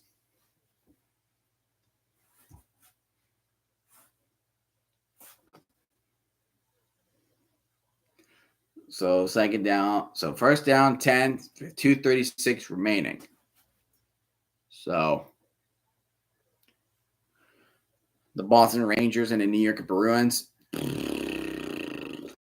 No.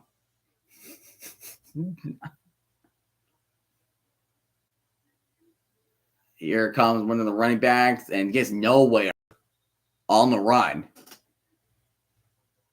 And Mon has a lot. I feel like with the Renegades playing methodical as they can and no timeouts, I felt like they're going to make sure that San Antonio's not going to get the ball in the first half and carry it and continue that trend into the second half. You know? So right now you're facing second down and 9. And are they going to that looks like a false start to me. It could be a false start here from the Renegades. Detroit Wild and the Minnesota Red Wings.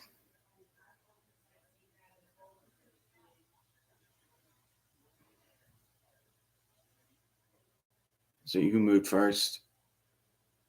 Now that's false start. No, that's a false start on 65.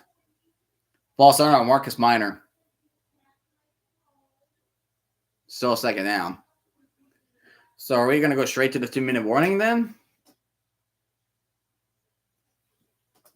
Yeah, they're going to do 2 minutes and 1 second. So we're not going to be in the actual 2-minute warning yet. We're not going to be at the 2-minute warning because the flag happened. So 2:02. And then there's the flag now. 2:01. So no 2-minute warning. Now we're in the 2-minute warning. All right. I'll be right back. I'm going to get myself something to drink real quick and to face the final 2 minutes of the first half. I'll be right back.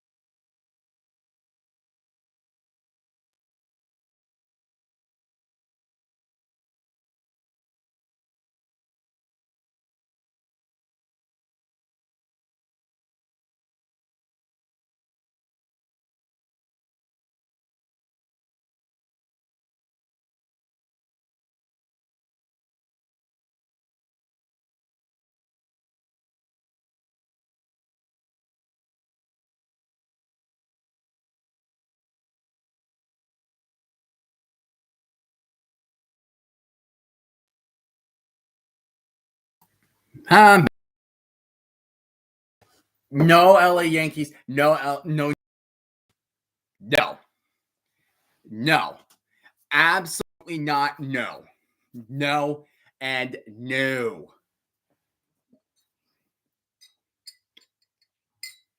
You can take that back. Take that back. I'm sorry, but that is a big fat no. That's a big fat no right there. Why would you ever do that?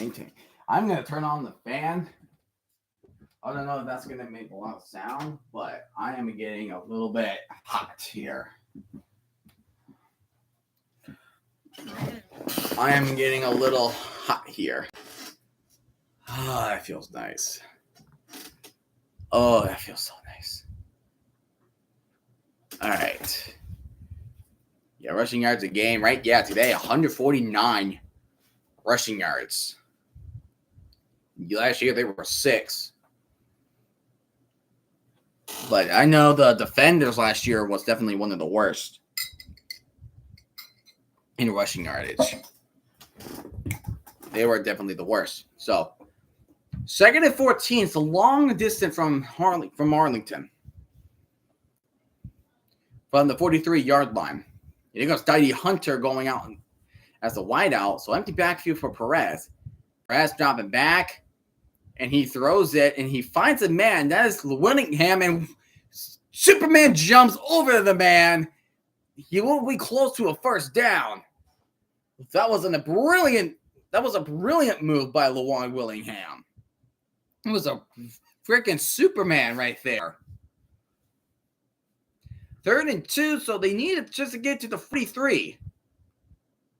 Asking his receivers to move. Winstead.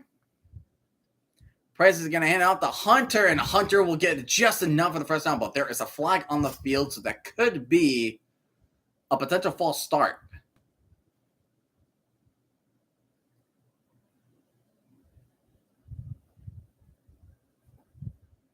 The Miami Jags and the Jacksonville Dolphins. Nope. Everything you say is illegal, unless I say otherwise.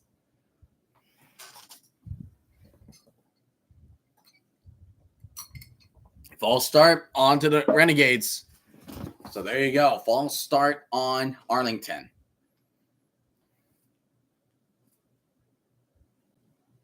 So because the fact that it was running clock, there will be a 10-second runoff. So I would think it will be 1:17 remaining, I think. I'm not sure. LA Jets and the New York Rams. Nope. Winstead. Perez dropping back. He's going to roll to his right, Perez, and he's going to throw on the run, but that was inaccurate. Dante Burnett is throwing for a flag, but he's not going to get it. Darius Phillips with a sword celebration. And the fact that there's no timeouts remaining for the Renegades, they cannot challenge there was any pass interference. So, Renegades will have to punt this away. San Antonio. So they're right at the 50. So they can try to pin San Antonio deep if they need to.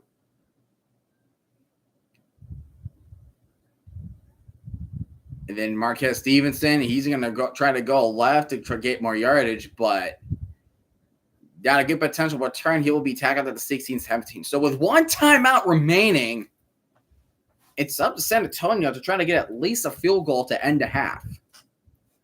So let's freaking go.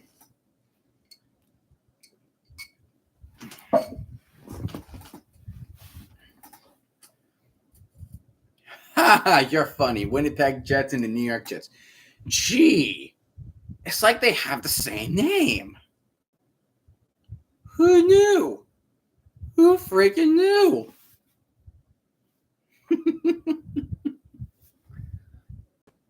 But do you think San Antonio is gonna make this offense work in the 2-minute drive? What do you think's gonna happen? Are we gonna get a touchdown or a field goal or nothing at all? What do you think's gonna happen? I'd say maybe a field goal. I'd say that's probably what I'm predicting here. If they get a touchdown, I'm impressed. But if they also do not score anything, I'm not going to be surprised. I would be more shocked if they get a touchdown. I just doubt that's going to happen. The Houston Oilers versus the Edmonton Oilers. It's the same dang deal.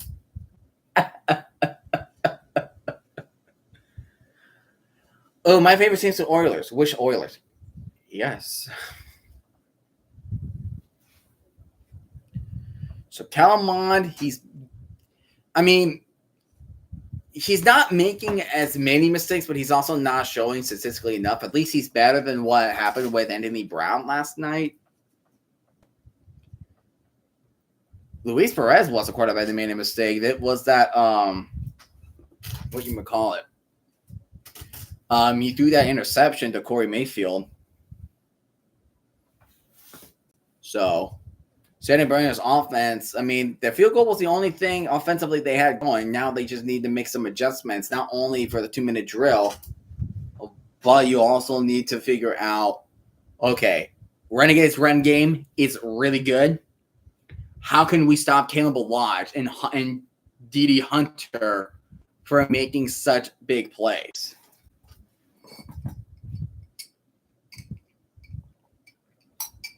You know?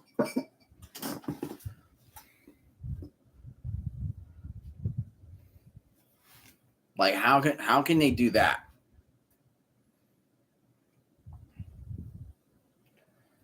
So here we go. Oh, so the head coach Wade Phillips and his wife Lori is celebrating their 56th-year anniversary. That is so adorable. Here comes Mon throwing a screen and step out of bounds with a gain of 2. And that was Deshaun Corbin with the catch and run for 2 yards. So the clock will stop. 1:28 remains. It's a long drive. You're way back around your own 20. UNLV Rebels, Ole Miss Rebels, Carolina Panthers, Florida Panthers. So you're at the 19. You have a long ways to go, unless you could get a big pass, which I don't know. Mon gets the first. He gets the first down. They're saying incomplete. What a Renegade player is trying to say incomplete. But let's check and see. He juggled it. And then I think he went out of bounds and then the ball popped out. I think that's what it was. So they're giving it to him. Okay, so when you get a first down, the clock will stop temporarily. So that's good. Mon throwing it deep. What a throw and a catch. Mon got absolutely drilled. Greg Ward Jr. will be the player that will get the catch. So the clock will stop temporarily again. Great catch by Greg Ward. He got absolutely drilled. That's Donald Payne. That's a that is a clean hit from Payne. And he's delivering Payne. The offensive line could be an issue for the Brahmas. That's a false start. And that clock was running. So 10-second runoff, I think. Looks like they're not. So, but first and 15.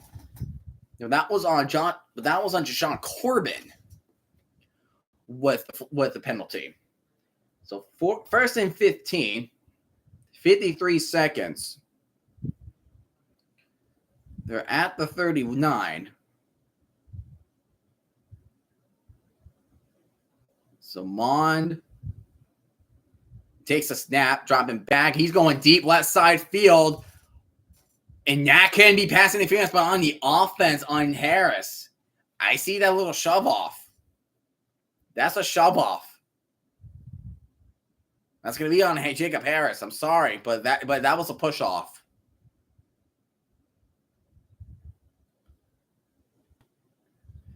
He shoved him off. So you're going to have first and 25. So let's see that replay again. That was Jaden Price in coverage.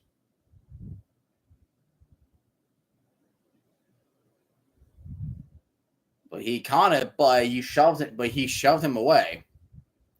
So that's a first and 25 for San Antonio. So the penalties and stripes are really not doing them the favor. Not doing any favors.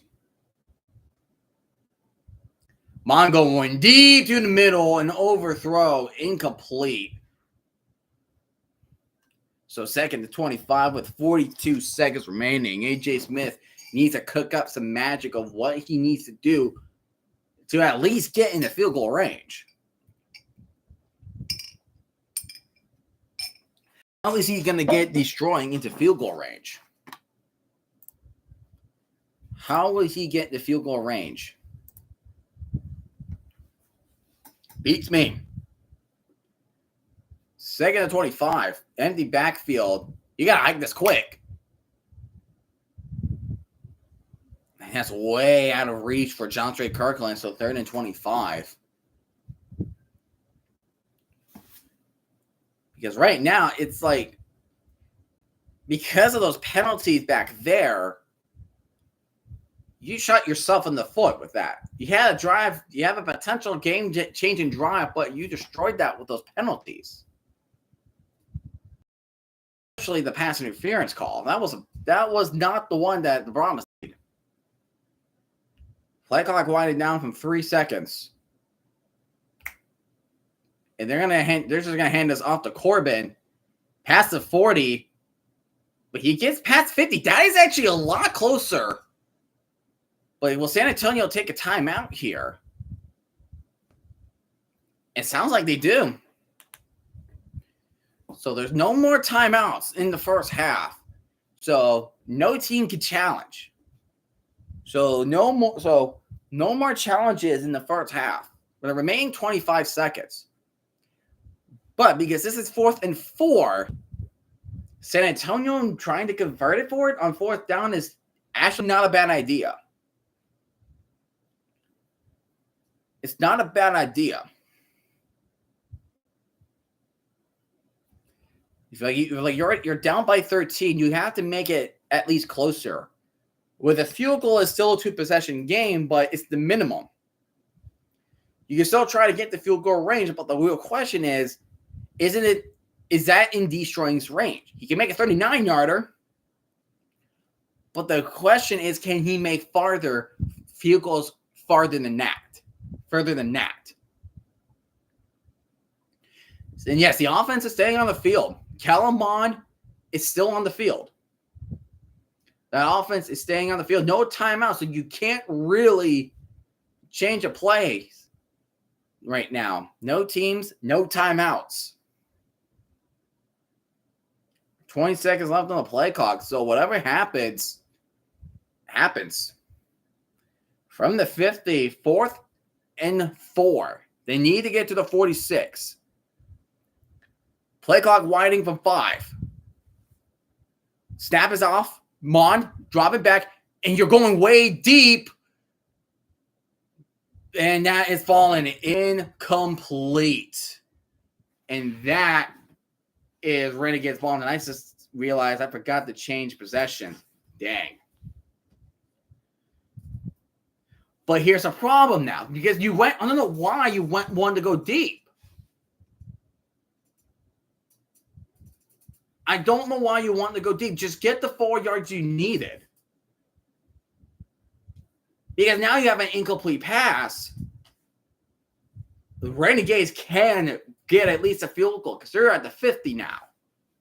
They're in 50 yards. They're in midfield.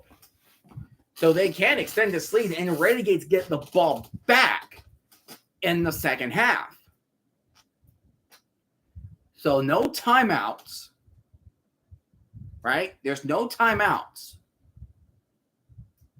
Renegades just needs to get a catch, run out of bounds, and save time. Perez goes to the middle, incomplete.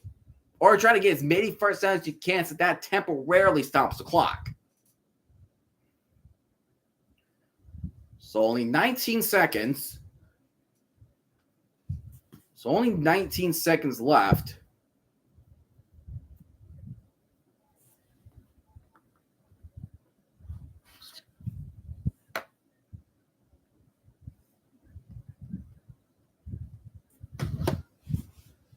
Feels a lot slower today, hasn't it?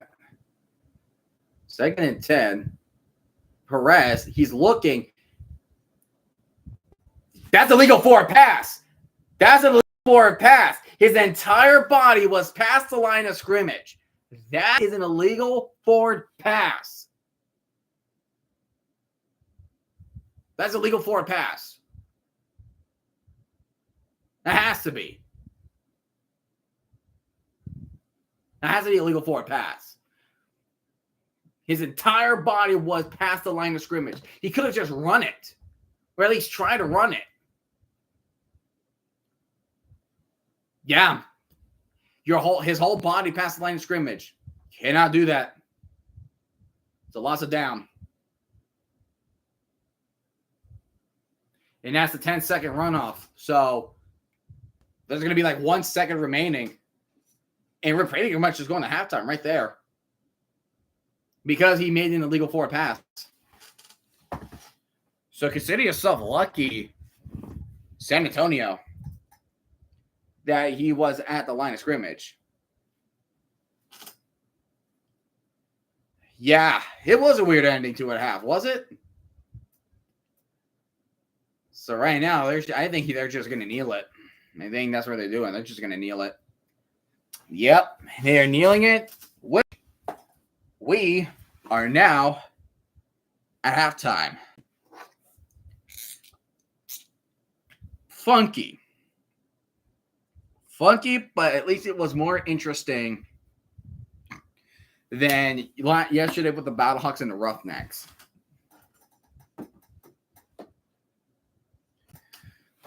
I'm gonna go check and see how I'm gonna check and see how some random guy's doing with his game.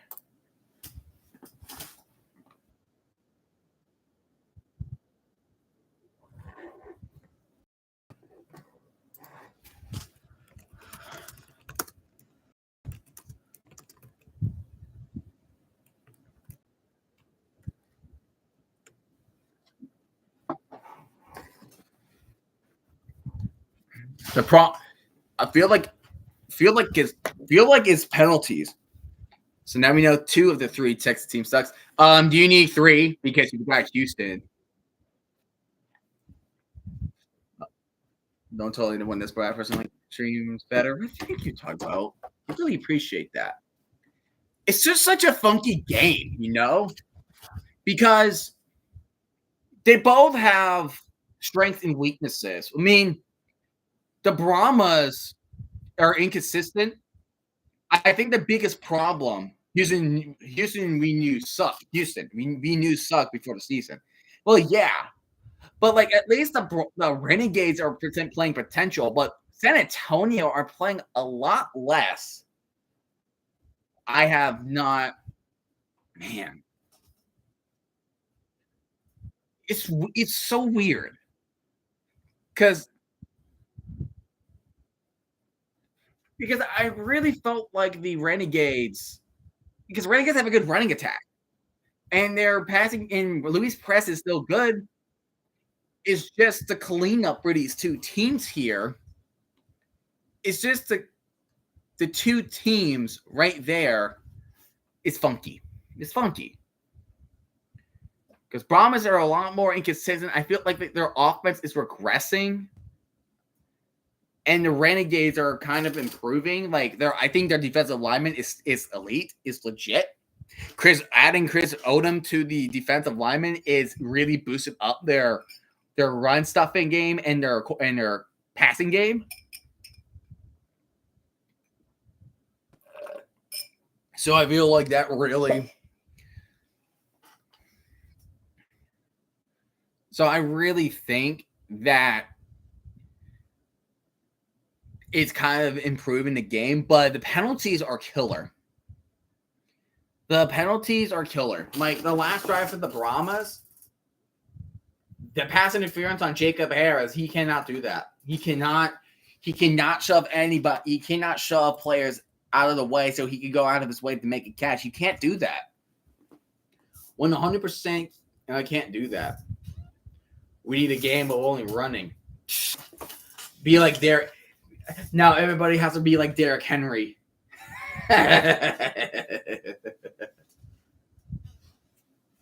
But yeah, like the Brahmas had no idea how to stop the running backs. I mean, Kalen Balash just ran 77 yards. He has over 100 yards rushing so far. And even D.D. Hunter and Davion Smith are doing the work. Like, they have 3 running backs actually doing work. So, and then there's San Antonio. It's like, Jacob Harris is nice so far with catching, but it's like, what's happening?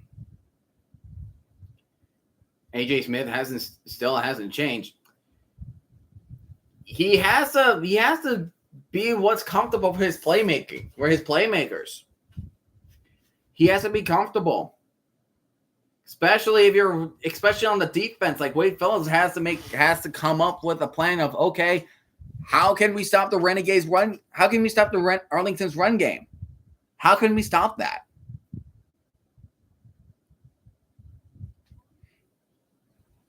It's crazy. It's ridiculous. Like, I don't know I don't know what they can do about it.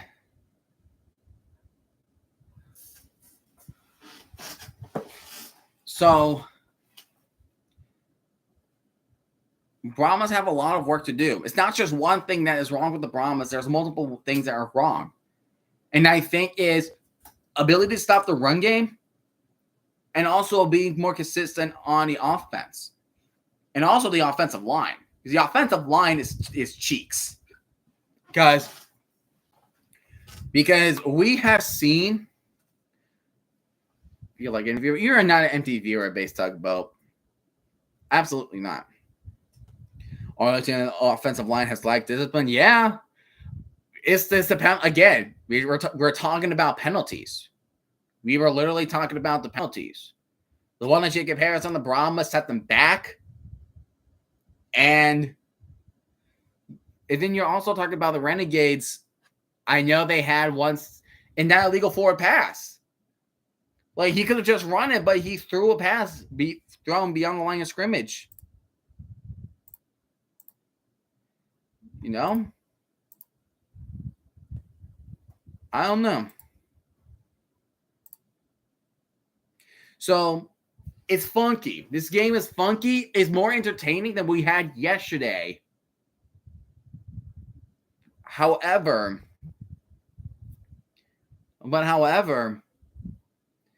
both teams are screwing up on their own ends. It's just the Renegades are making less mistakes than the Brahmas are doing right now. And because teams like what Serrano guy said in the chat right now, lacking discipline. They lack discipline.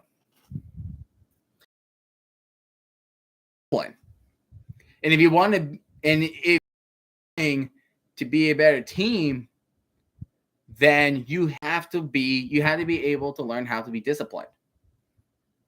I mean, like,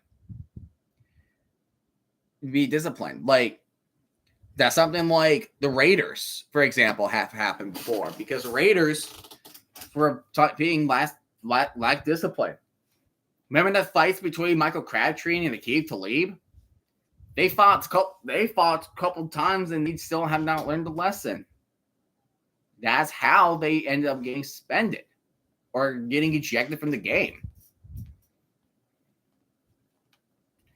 But you linked yourself to a message? Bruh. So, and also, like, for a Jaguar 9 stream, it's just the fact that there's like 40 people there. Like, he has more players. Well, your presence must be made, kitty. Your presence must be made.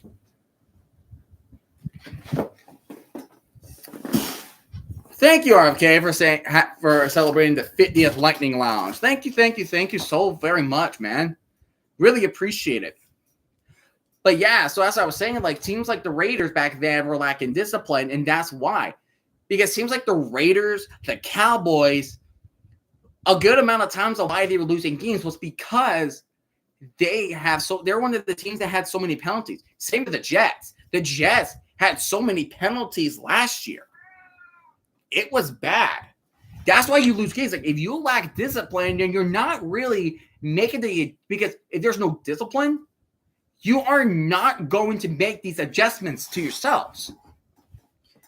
Because playing sports like whatever, it's football, baseball, basketball, or anything, you have to make adjustments. You got to be disciplined to yourselves.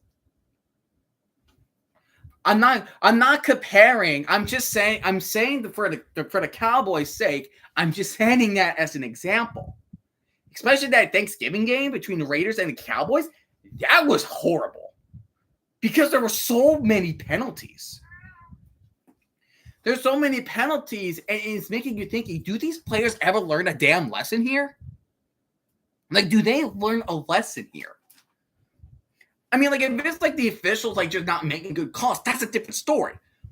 But if you're looking at obvious calls, like, for example, the Jacob Harris pass interference call that we saw at the end of the half for the Brahmas, that's the call that he has to remember. He has to know, okay, from now on, I cannot push players out of the way in order for me to make the catch.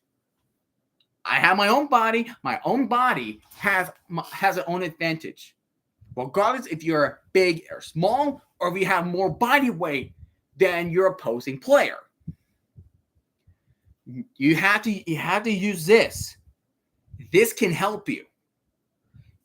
And whenever you have good coaches or bad coaches, you got to think to yourself. You have to think to yourself.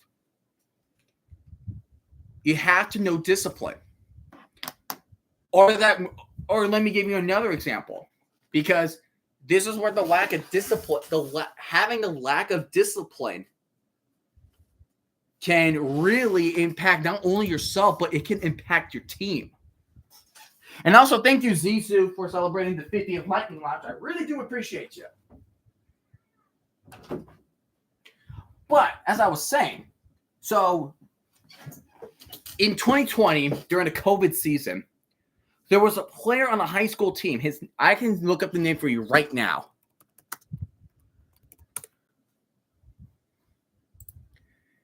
His name was Emmanuel Duran. And in 2020, his team was in a high school football playoff game. Well, there was a penalty that went against him. And whatever penalty he did, he got ejected from the game. But because of the fact that the official said that Duran was ejected from the game, he ran across the field, hightailed his butt down there, and tackled the ref. And what did that cause him? So not only he got arrested, so apparently he avoided jail sentence. Really? Wow. But he was initially arrested and costed his team the playoffs. Like, he got his team disqualified from the playoffs. This is why you have to know discipline is important. It's a way for us to learn. And that's why sometimes it's in today's generation, especially if you are a parent or if you are going to be a teacher like myself in these situations. Not every kid is going to get what they want. Sometimes you have to put your foot down and you have to tell them straight up, no. You can't do that. You have to think for yourself at that moment. What would you do in that situation? This is why this whole game of football is important. You have to learn.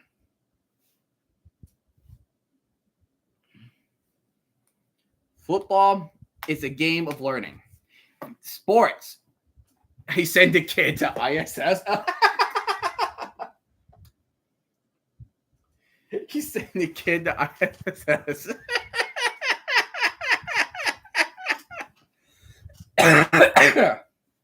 Oh my goodness. And give him an LD? What do you mean LD? Like learning disability? No. Come on. It's just players have to learn a lesson.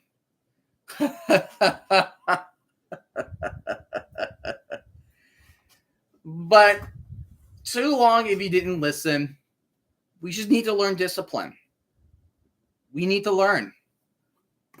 We learn from discipline, and we learn from our own sets of failures.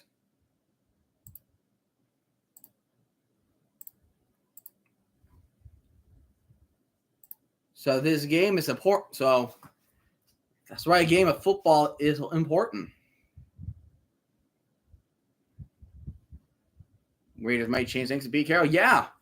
It's all probably based off what coaching staff do you have. Is your coaching staff disciplined? Not damn Shane Steichen not disciplining any players that were arriving late. That is not disciplining. You're just allowing them to be late because for whatever reason. That's not good discipline. There's like no discipline. And here comes the second half. The Renegades are going to take it from inside 5. Pass to 20. Layden Price. He will be tackled at the 28-yard line. So the second half has officially gone underway.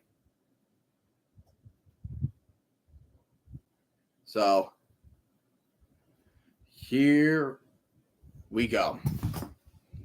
So right now, Calamond on the Brahmas, not terrible. He's 8 for 16, 73 yards, and 20 yards of rushing. But he has to do more. For every mistake he's made, he has to say, okay, I got to do more. I cannot do this now. So where we go. So what do you think about the Raiders in the free agency? It's interesting. It's very interesting, but I don't think it's going to be enough to get them into playoff territory. I say about, like you said earlier, 6 to 8 wins.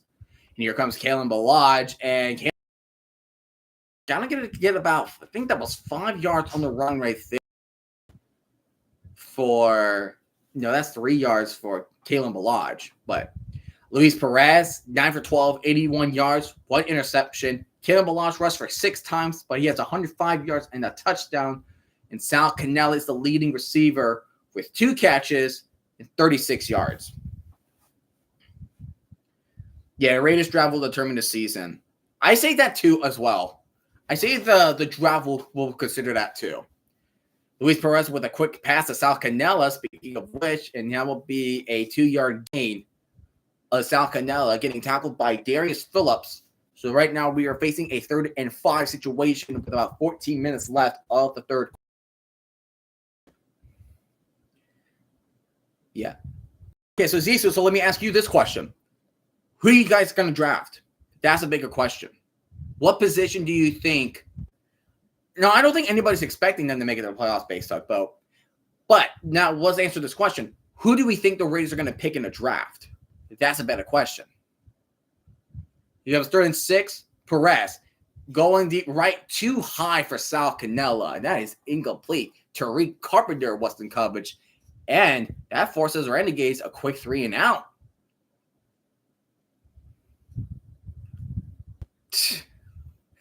True or false? A 0-win team can make the NFL playoffs. False. So Raiders is so the Raiders is 6th pick. The Jets are the 7th. We're expecting to pick like either a defensive lineman or an offensive lineman. That is what the mock drafts have been saying about us. Here comes Marquette King with the punt, but it looks like the play is dead. Could be a false start. False start on the offense, so that would be 3rd and 11. That would be 4th and 11 for the Renegades. So pin them a little. Yeah, because every game or most could be a tie. That is true. True, because every game or most could be a tie. I've seen people pull that crap off of Madden. I've seen them do that on Madden. Who is the new OC for the Jets? I think his name is Tanner Engstrand. Tanner Engstrand. He was the passing game coordinator of the Lions, joining Aaron Glenn. You better get that ball quick. You gotta get that quick. Marquez Stevenson, he will get out of the 20. Oh, Stevenson getting into Whittingham's face. Ooh, I told you the rivalry is a little interesting. So Aaron Glenn's the Jets head coach. Steve Wilkes is Jets defensive coordinator, and Tanner Engstrand is the offensive coordinator. Why do people take job at the Jets? You're ruining your chances at a real OC job. Says a guy who has Daniel Jones as quarterback of the Colts. Come on now.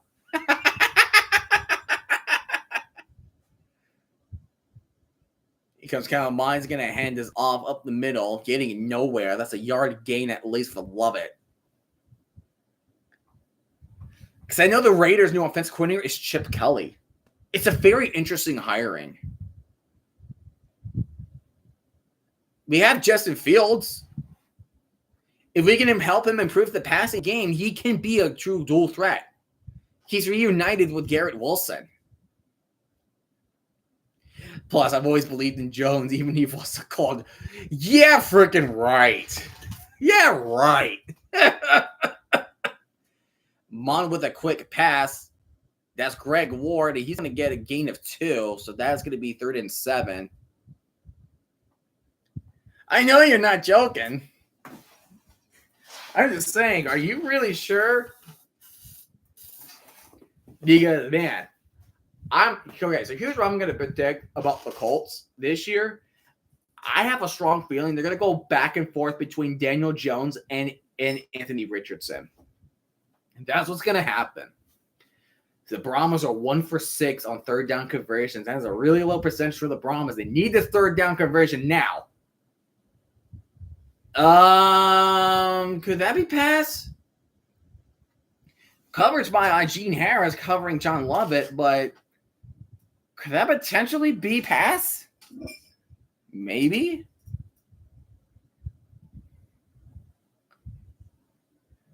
I don't know. I don't think it was. But Donald Payne just shooting the gaps again. Why are the Colts in the AFC South when they're in the Northern City? Dude, that's like saying, why is Miami in the AFC? I mean, they're east, but they're way south. Sam Ellinger's our backup. No shot, really? Is there really third string? Oh, the ball bounced back to the 44. Unfortunate. Keep forgetting to change possessions. Damn it. Or are the Cowboys the NFC East? Beats me. Yeah, beats me. No, like, if you thought that was, like, look what it... No, that's just what I want.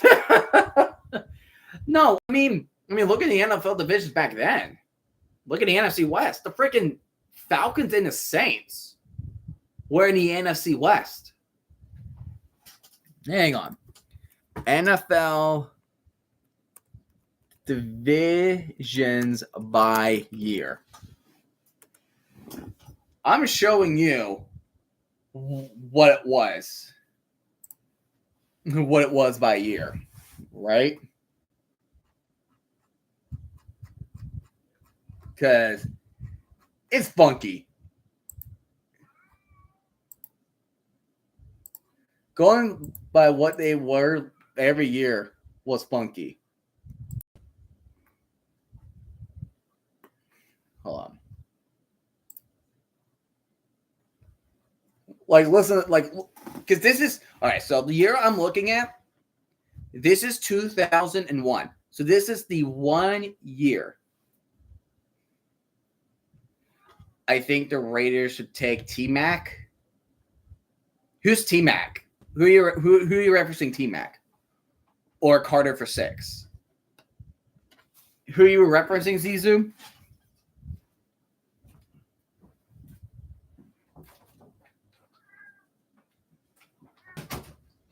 Cat lets it go in and out, in and out, in and out, in and out.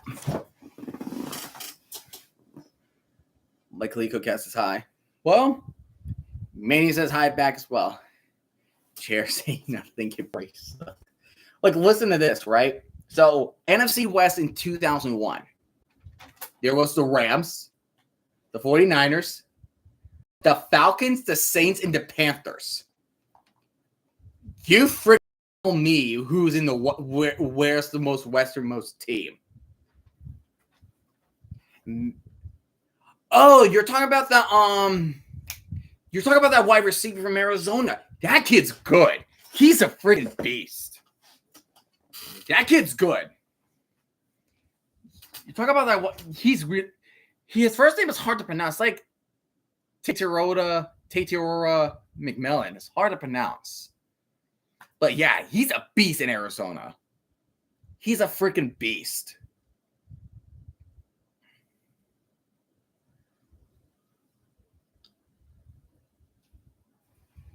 Oh my goodness. I remembered him. All right, first down to 10 for the Renegades at the 44-yard line. Here comes the play action. It could be a screen to Winningham, but he will gain nothing as he will be tackled right at the line of scrimmage by the face of the I feel like Geno Smith could use a weapon, especially for the Raiders. They should get a weapon. Because what is the draft order? Because I know Titans get drafted first. I think Cleveland. I think the Giants. I think the Giants are second. I forgot. Okay, so. All right. So, Tennessee and another stuff run. Good job by Lawrence. Titans, Browns, Giants, Bears. What the heck are the Commanders doing there? Hold on. I'm looking at the official draft. Okay, yeah, Raiders are number 6. Okay, I was about to say, like, what the hell? What list was I looking at? But yeah, Raiders are 6. Yeah, Jets are 9. So if you want to get McMillan, Giants, Patriots, and Jaguars not get him. Dropping back on 3rd and 9. A heat missile to Tyler Vaughn, and he spins his way in the spin cycle and gets a first down for the Renegades, and the drive will continue for Arlington. Which QB will the Colts take to be a backup besides Jones in the front of Sam Ehlinger? Is Joe Flacco's not on there, right? There's a quick screen to Sal Cannella, but only good for a gain of 3 to the Brahmas 40-yard line. You have about 9 minutes left of the game. But I'm not sure where would you put. But I'm not sure where you will put. Who will back up Daniel Jones? I mean, you still have AR. You just hate AR. All right, okay, I'm gonna ask you something. Like I'm serious now. How much do you hate Anthony Richardson? Well, I gotta go. Hopefully, I see you next stream. See you soon. See you later. See you soon. Hopefully, I will see you tomorrow. And here comes D.D. Hunter, and Hunter will get a gain of 3, so 3rd and 4 for the Renegades. I don't hate anybody. It sounded like you hated Anthony Richardson. You just hate me because this is content. I feel like you hate the teams I root for because of content. I mean, that is a work of art. But I made half the cult and community to hate me when I said he would suck. And you were right.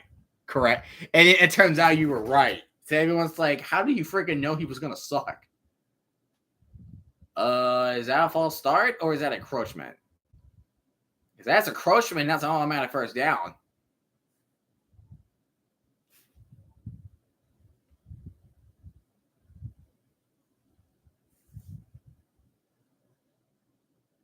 Usual infraction, that's an automatic first down. It was 3rd and 4.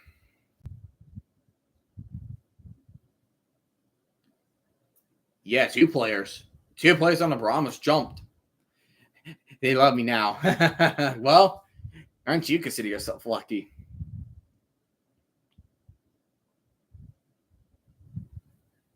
I also said Young will be back before the draft and Stroud would be better. Me so smart. I mean, at least Bryce Young last season, he was better. And here comes Devontae Payne with a little end around, and he's going to use his feet. There's a first down, and he will be tackled at the 20. Are really doing the work for the Renegades. San Antonio just has no answer. They have no answer to what the Renegades are going to do. There's no answer. Perez play action, though another screen. There's like nobody looking screens. Like my problem is that they are just playing so far back. the Renegades are playing soft. The Brahmas are playing soft coverage.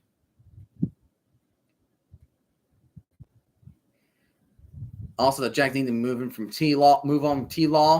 T-Law will be like Case Keenum and Gardner Minshew mixed backup king. Gardner Minshew will always be the backup king. That good old mustache.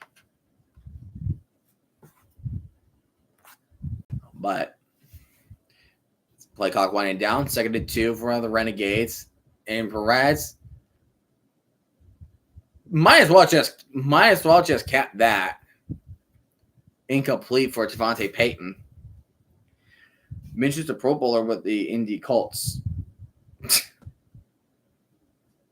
Gardner Minshew ain't much better. Gardner Minshew was a Pro Bowler. That's right. I forgot his 2022 stint when AR sprained his shoulder to a point where he will miss the whole season. Forgot about that season. Minshew was better backup. And then he sucked with the Raiders. I pitched to Diddy Hunter. That was a good. Oh, that's a face mask. That is 100% face mask. Lions go flying. We need to do some laundry. That was 100% face mask on Lonnie Phelps. 1,000%. And we're getting a little bit of a scuffle here. He saved us. He kind of did. If only the running back could catch that pass. Yeah, that's 100% face mask. That was on Lonnie Phelps, right? Yeah. Oh, baby, that's a face mask. 100% face mask.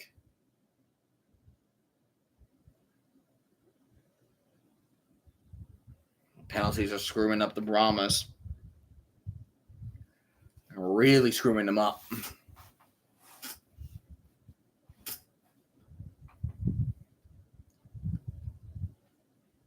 Oh, and then he pushed another Renegade player on top of that.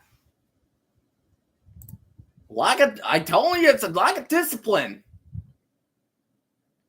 And the player he pushed was tight end Seth Green. And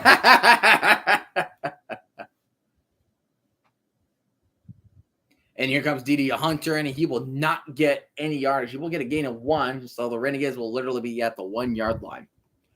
What UFL team will AR go the next year after he's cut by a second NFL team? Not name calls. We will cut him after we get a good backup in the draft.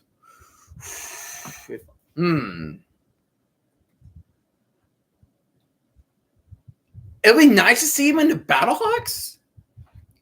That will be nice. It will be nice to see him in the Battlehawks. 2nd and goal. We're going to do that T-bone formation again. And here comes Davion Smith. Does he get it? Are they going to say he's in there or is he not? And they're saying touchdown. They're saying it's touchdown. That is touchdown, Renegades. No. He would not be a Battlehawk. Okay, how about Sally? That make you feel better? Will that make you very happy? Will he make you happy? I can't tell. I can't tell from that angle. No, that makes me feel worse for you poor people. Okay, then let's send him to the depths of the Roughnecks.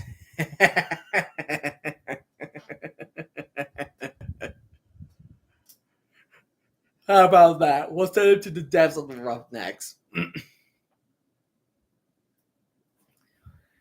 I figured you would say that. I figured you would say DC. I thought we would agree with the Roughnecks at this point.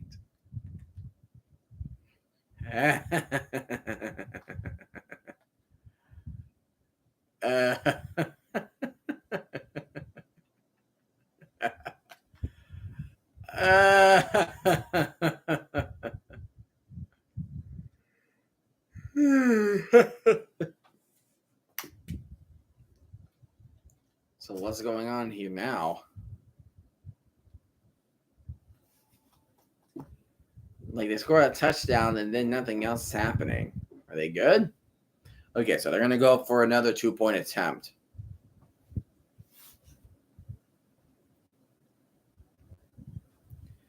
San Antonio got to answer back.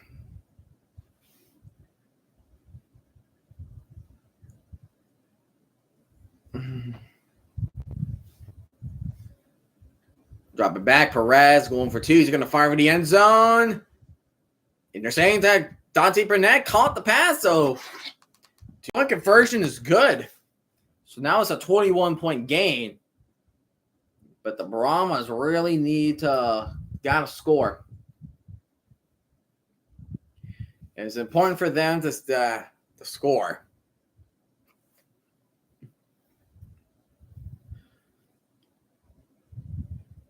Looks like a catch to me.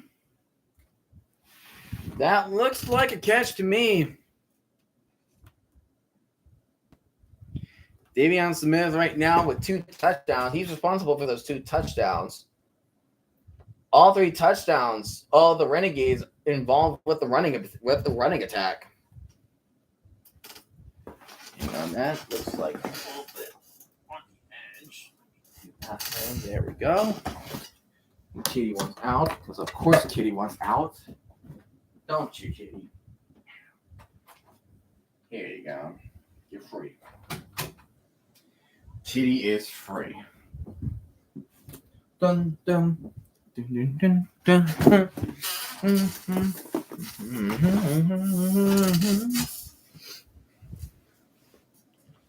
So, yeah.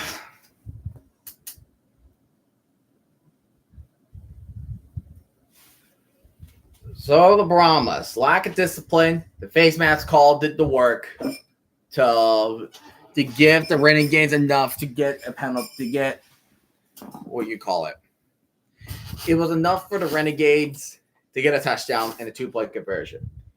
Brahmas are down by 21. And we really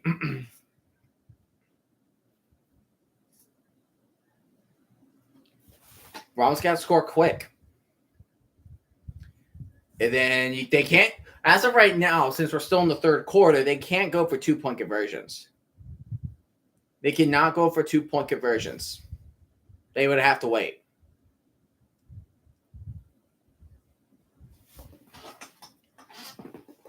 They would need to wait.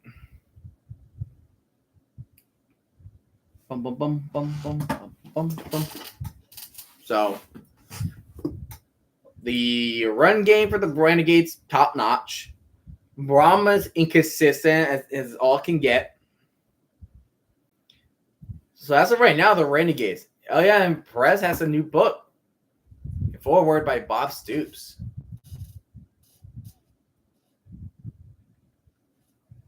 Spring King, that was great.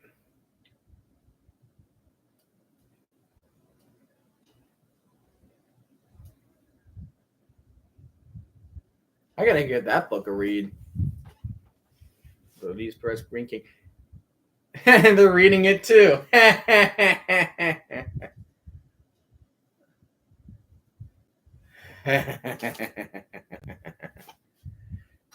I'll give that book a shot.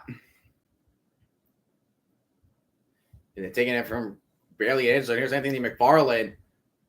Ooh, he gets tripped up at the 27, 28-yard line. He kind of went down awkwardly a little bit. Luis Perez is amazing, man. He's a spring king for the reason. What's up, Tugboat? Welcome back. Did you enjoy your vacation? Do you enjoy your vacation, my friend? As of right now, I'm trying to come, since I'm for the next week, I'm on spring break. So I am going to come up with stuff I want to stream and stuff to play. Oh, tip right through Harris's hands. Too high. Wow. Man. Not good.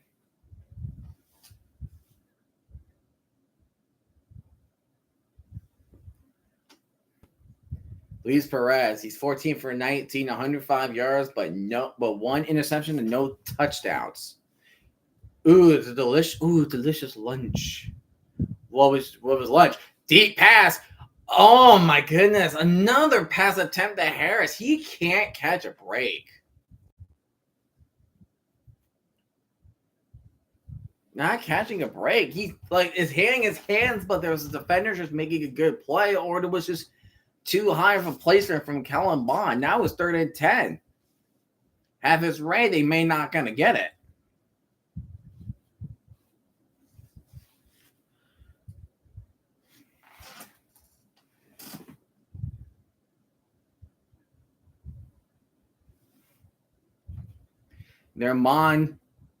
There's a pass to Kirkland, and that's the first down. Orange soda, popcorn, and a Pizza Hot Pocket. Yes and yes.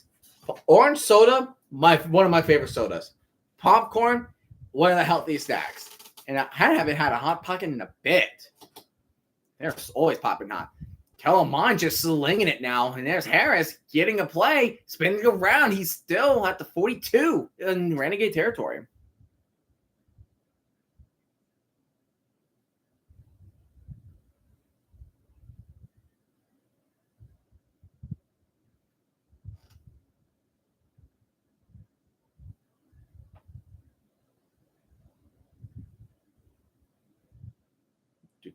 Sorry, my mom was texting me. See here, Sean Lovett, and he's only gonna get about 3 on the run. For me, it's either Sunkiss or Fanta. Or, I mean, what do you prefer, orange soda wise? I don't know. I mean, I don't mind anyone, and I don't mind each brand. But what's your favorite orange soda brand? You know what? That's it. We're gonna do a poll right now. That's a poll. We're doing a poll right now. Oh, pass interference on the Renegades. Ooh, brother, that's not good. Hold on. Best orange soda brand. All right, what we got? We got, what was it? It was Fanta. And there's Sunkissed.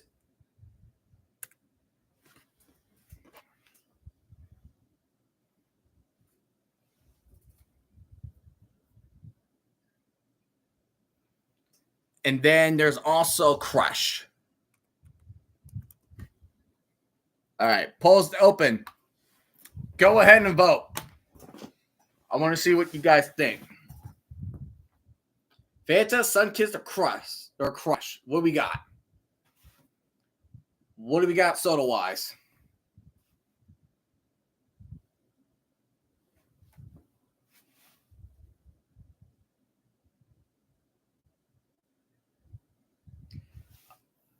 Ooh, NASCAR, Martinsville. That's in Virginia, right? None. 1 for Phantom. Okay, 1 for Phantom.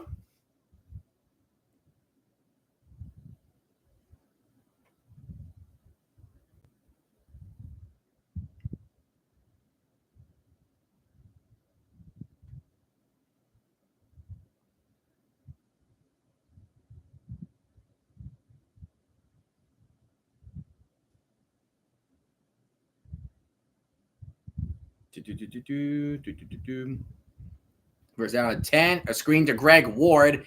And Ward's going to get a 4-yard, about a 7-yard pickup for the Brahmas. 1 to 2 minutes left. I boycott Coke. I forgot which one it was. Hold on. Pepsi orange soda brand. It's Crush. Crush is Pepsi brand. Crush is Pepsi. I think Fanta is Coke. And here comes Kellerman. He's going to try to run it, but there's a flag on the field.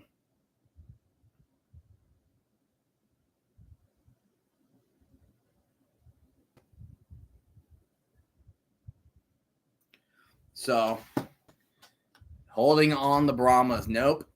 Not good.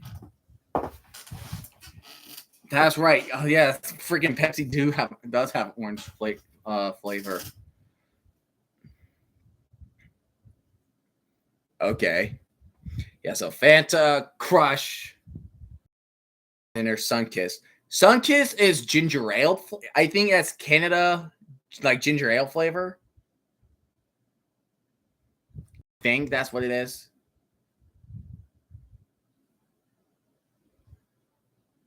Second is 16 from the holding call. Mon dropping back. Is that a horse? Yep. Taylor just got flagged for a horse collar. Hold on. Let's see. Sunkissed. What's Sunkissed owned by?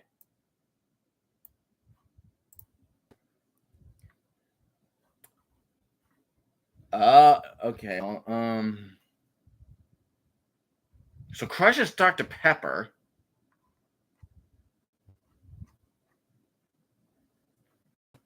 Hold on. So who?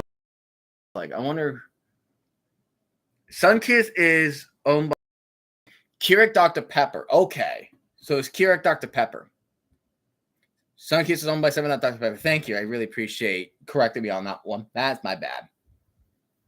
Because I know like ginger ale, like Canada Dry Ginger Ale has like their own brands as well of drinks. Mon dropping back. Oh, indeed. Missile. Oh, Joe Powell with a great breakup onto Greg Ward.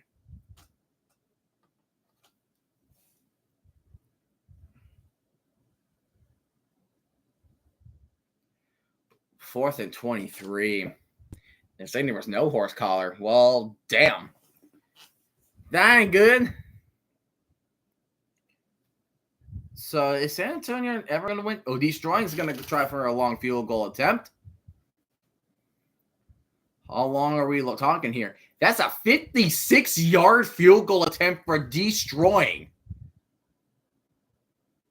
And he had the distance, but he has was not there. It was not there.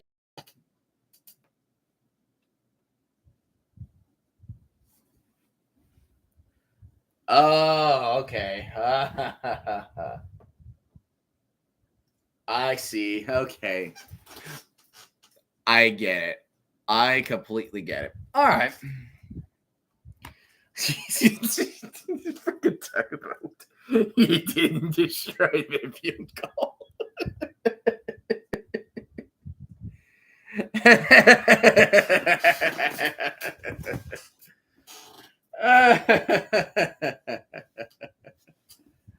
That was a good one. That was good. That was funny. That was great.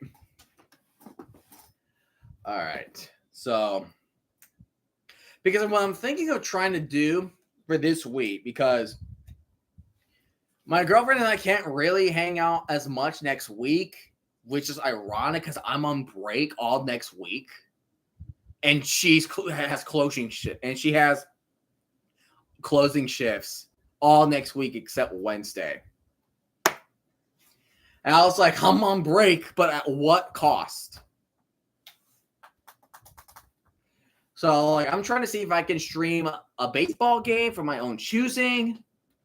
I'm going to try to see if I can come finally finish that college tournament, the Pac-12 tournament. I can finally see I can finish that one off.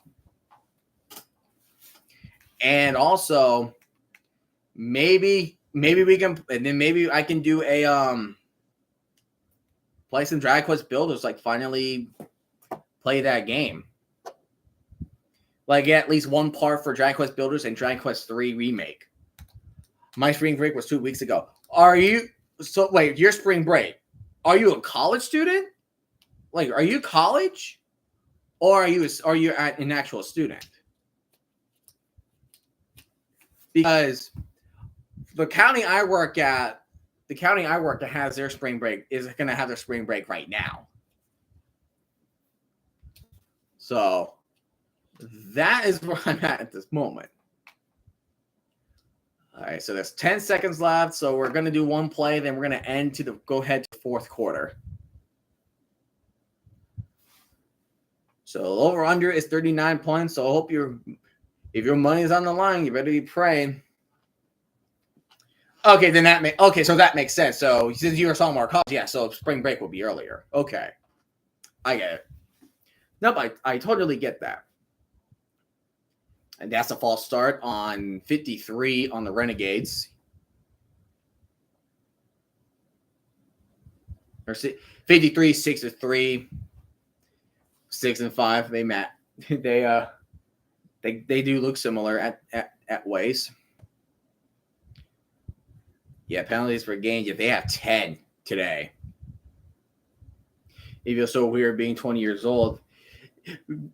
We say that every time we age. First and 15 to Sal Canella, and that is a 6-yard gain. And then we have just reached to the fourth quarter. And the Brahmas have to figure something out really fast. Because what they have working right now is not working at all.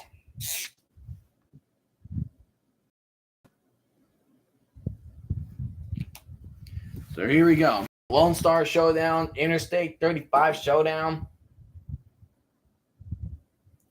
We are all for it, ladies and gentlemen.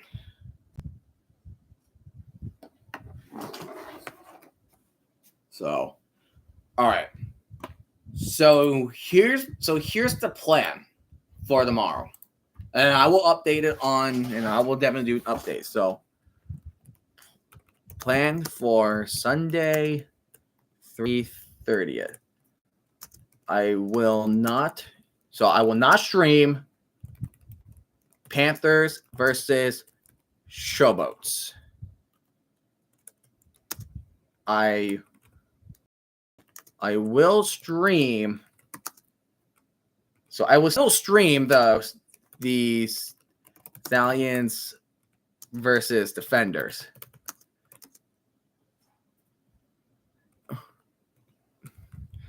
With Random Guy.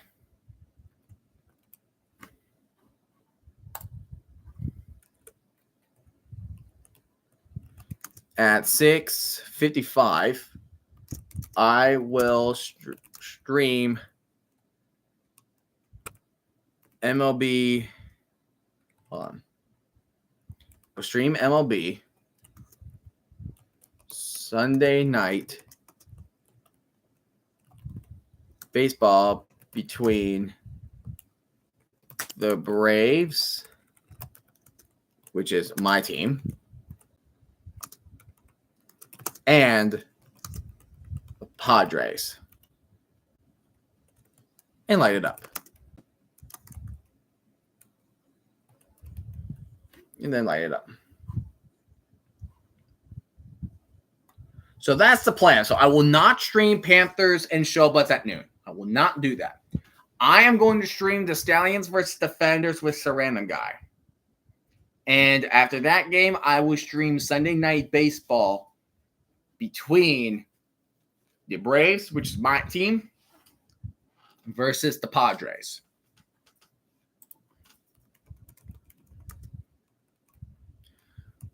So that is the plan.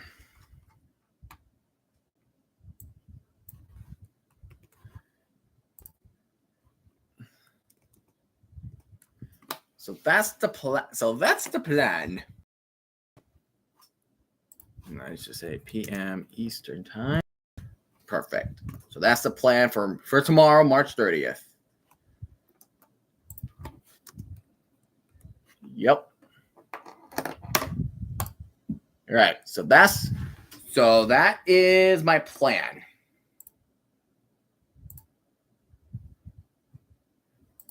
All right, so we are begin the fourth quarter, 24-3 between the Renegades and the Brahmas. It has been a dominant performance by the Renegades, while the Brahmas have no clue of what to do with this team. Brahmas have no idea how to answer the Renegades' rushing attack. or anything else. And lack of discipline with the penalties. That's encroachment. So that's encroachment on the Brahmas. I'm telling you, discipline is important. I don't know how many times I gotta say these teams sometimes don't learn. Neutral zone infraction. So that's what we're at.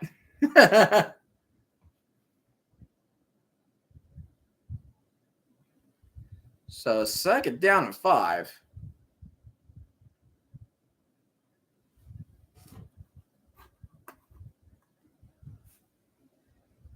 For the Renegades. No passing touchdowns at all this game. And here comes Kalen Balaj. Oh my goodness, there's another flag on this game. Man, this is like I'm watching a rehash of Thanksgiving, Cowboys and the Raiders now. Like I'm watching that. I'm just watching that on repeat again. And that's gonna be holding on the Renegades. What the freak, bro?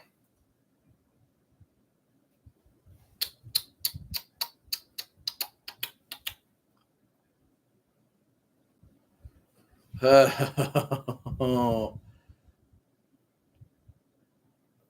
at it. We have 20 penalties combined with 139 yards. And San Antonio with 69 penalty yardage. That is pretty nice. That is pretty nice. 2nd and 15 from the 41. Empty backfield for Luis Perez. He's going to drop back. Perez is going to go for the middle, and he fights Winstead, but he is going to get tackled as he was losing his step in the process. So 3rd down for the Renegades. See, look at that. Tough losses last season. 3 blown 4th quarter leads, 3 losses on game-winning field goals, and 2 losses by 1 point each. An average margin defeat was 5.5 points. That showed that the Renegades had a rough season last year. They had it rough. And if they blow this lead here, then what the freak? You know? Then what the hell are they going to do then? And the Renegades just took a timeout.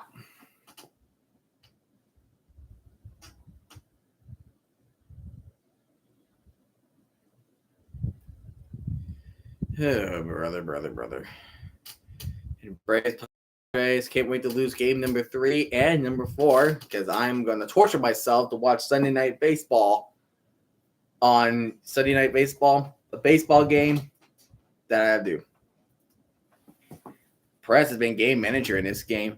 Well, in a way, he's been around spring football for the past 5 years. The 2020 XFL, the USFL in 2022, XFL 2023, and then now the UFL. Like, he has been around for spring seasons all year, like every year in the past half decade. He knows what he's doing. He's the veteran. He's the spring king for a reason. And now he has to face 3rd and 8.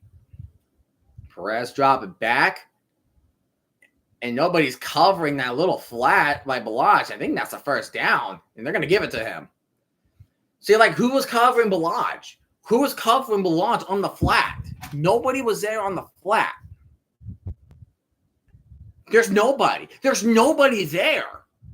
Nobody was set in stone there.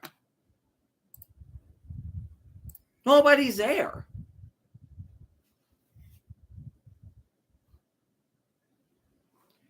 It's unbelievable.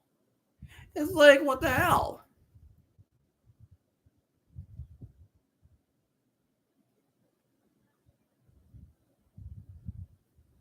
The option, and we have a non-quarterback pass that's too high. Ooh, Sal Cannella got roughened up a little bit. Trick play, but then the Brahmas definitely disrupted that one up. He definitely disrupted that up.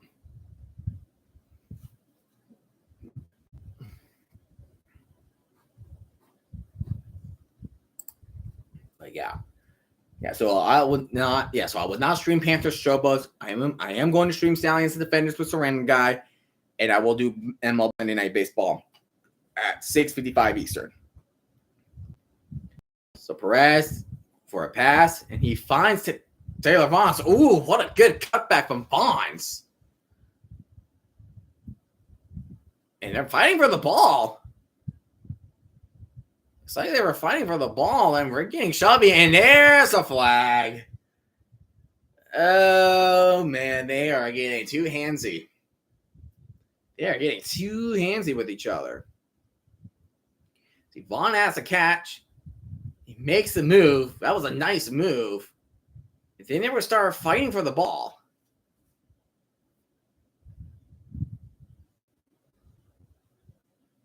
And then everybody was just starting to fight for it. Yeah, that's gonna be on the Brahmas. He pushed him. He pushed him when he did not need to. That was Bo Peep Keys with a flag.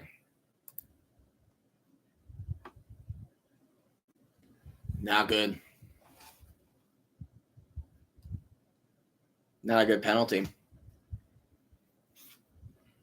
So that's an automatic first down for the Renegades. So 1st and 10.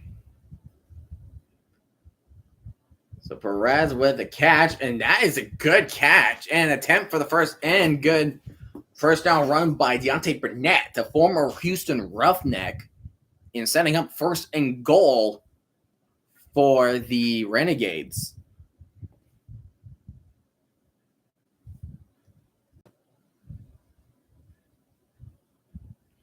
What a catch. That was a nice catch.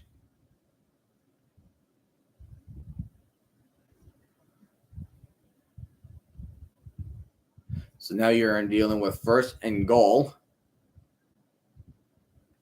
Snap taken. Hands it off to Balaj.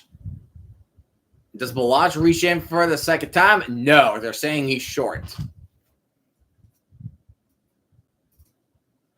They are saying that he was short.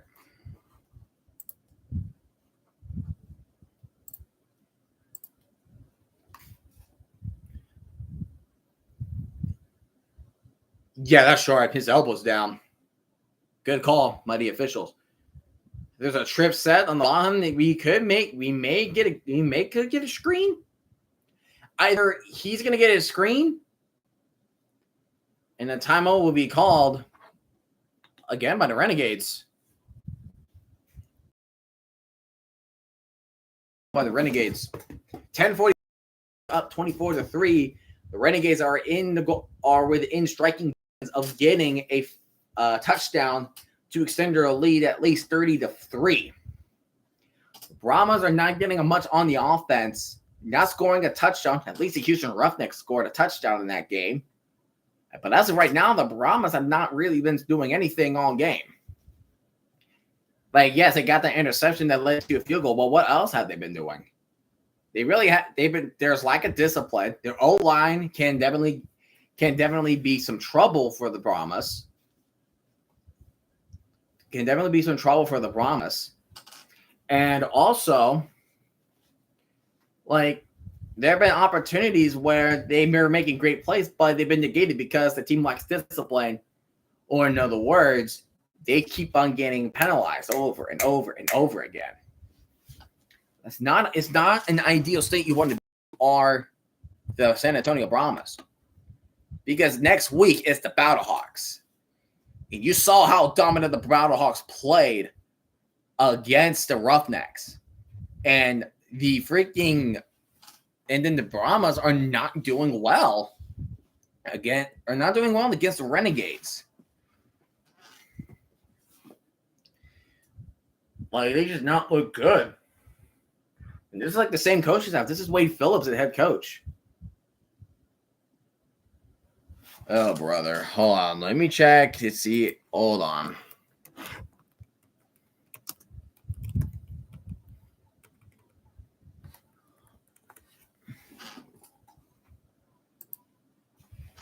All right.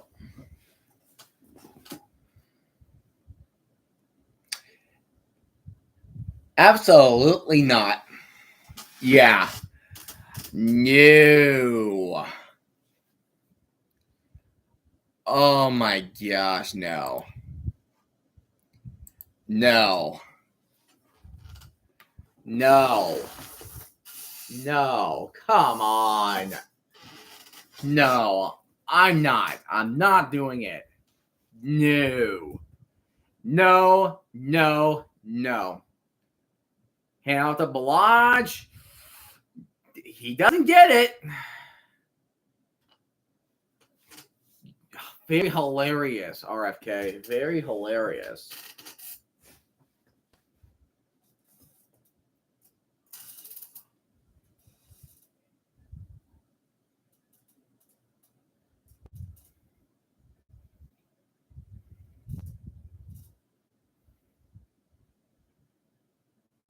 Going to do the T-bump formation. They're going to hand out to Davion Smith again.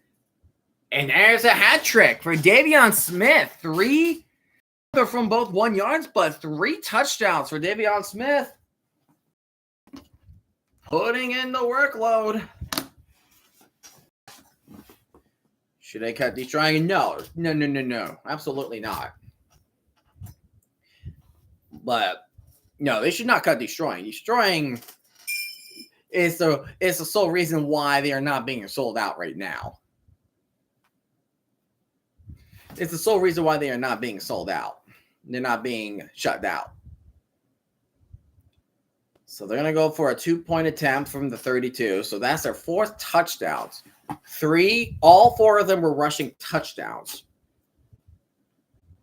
One passing touchdown, and that was from Justin Hall last week from the Houston Roughnecks from Nolan Anderson.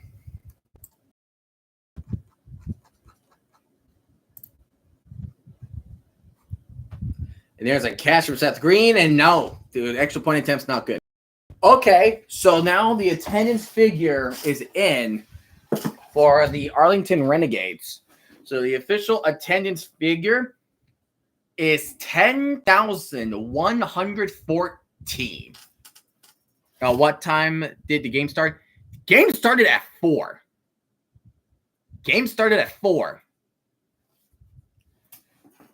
Crazy, right?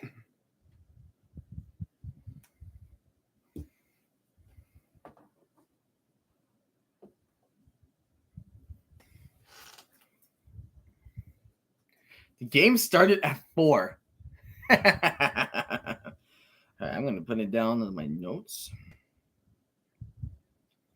So Arlington has cracked 10,114. So now we need the attendance figure for Memphis.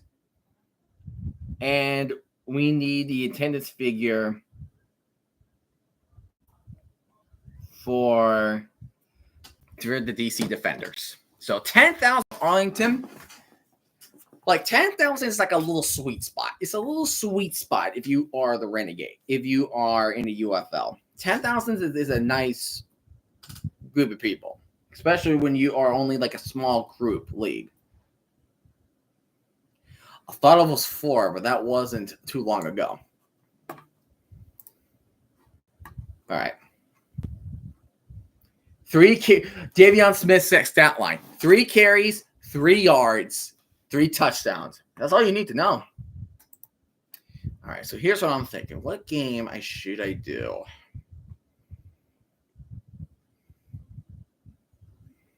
I might go with that one, maybe. Might go with that game.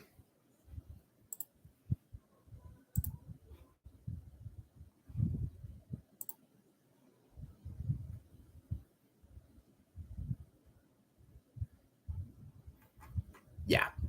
So I have one game in mind. I will make that announcement once I am done doing Monday Night Baseball and other stuff. All right. So there you go. Oh, we're 0-2. I am ashamed. I am so ashamed. Brahmas getting the kick return. That's Anthony McFarlane passing the 30, and he will get down around the 32-yard line. So 27 technically a 3-possession game. It is a 3-possession game. All fans would rather watch it on TV. Well, unless you are really close by. Unless you're close by. No, man. I went to Audi Field 2 times. One in 2023, one last year. It's a great crowd. Audi Field's fantastic. Audi Field is a perfect place for the UFL. And the Battlehawks have a great stadium too. Kellen Mond, he's going deep. He's going deep. He gets Justin Smith. I think that's the first time I ever said his name that made the catch. But he gets a 9-yard gain from Kellen Mond. So with less than 10 seconds away. Do you watch NBA? Not as much.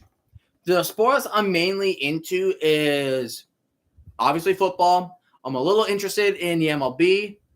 And that's a stuff run. Great play by Renegades.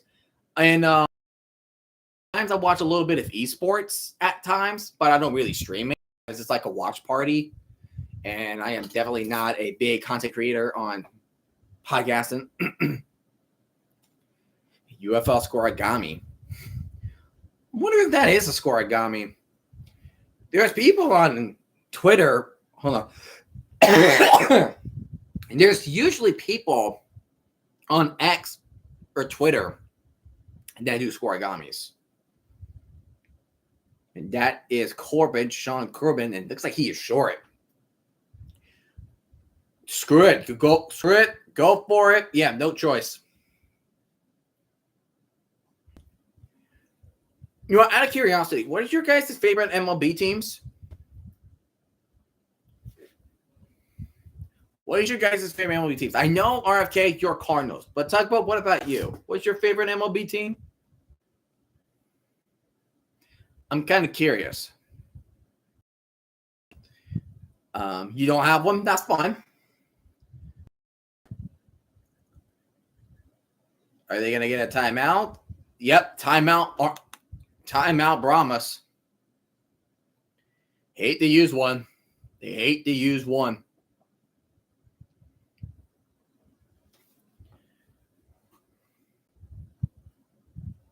Ooh, Angel. Oh, Cardinals, Angels. Okay. That's our next opponent. You guys are facing the White Sox, I think. Oh, wow, the Angels play the White Sox. They won 1-0. Cardinals won 5-1 against the Twins. Right now, they're getting ready for the 7 p.m. games.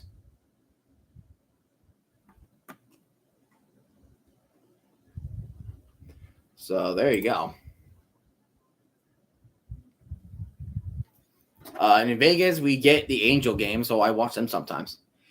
It's kind of interesting because so this is what's funny, right? Because now the Athletics are no longer in Oakland, right?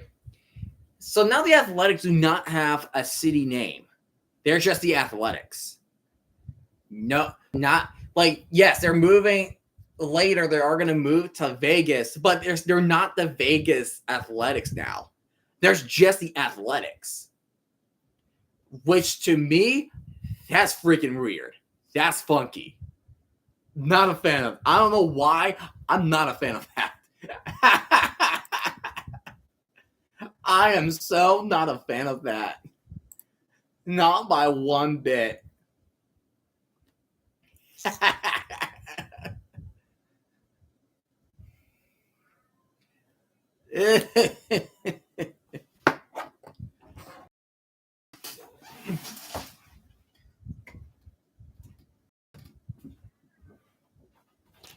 Come on, Manny.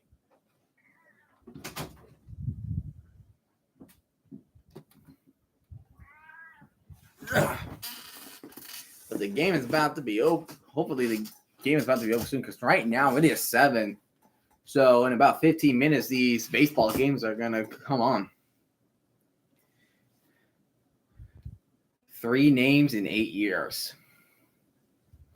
It was Fox Sports LA, Then it was Bally Sports LA, and now it's FanDuel Sports Network. 3 names in 8 years. So that's like, it's like Commander is like, it was like Redskins, then the football team, and then the Commanders. It's weird. It's fun. It is funky.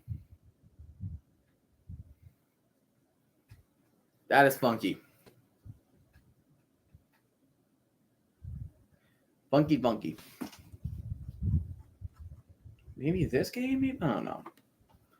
I'm not gonna try to focus on one team for one game. Like I want to try to spread out like other MLB stuff because it's like I'm not the master of baseball like I am at football.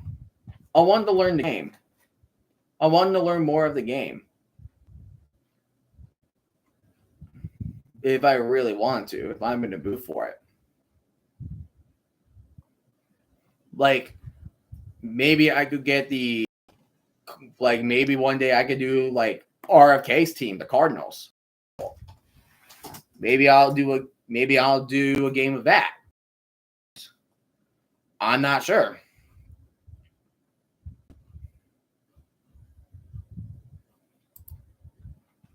Then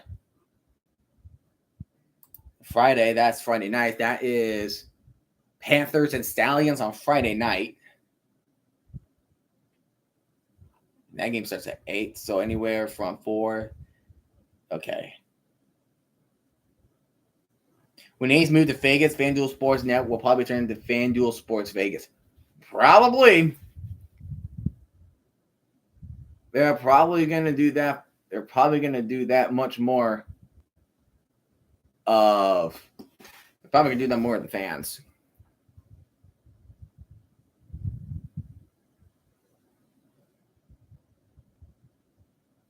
Yeah, Mets, Astros. Yeah, so they are doing. Oh, wow. So they just completely cut off the UFL game. Are you freaking for real? I mean, I know the game was. Yeah, remainder of the UFL. Brahmas Renegades are airing on the Fox Sports app. Bruh. Wow.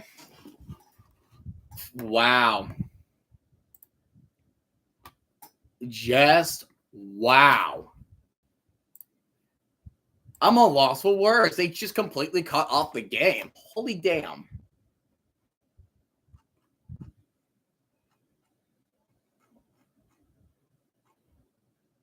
Holy damn.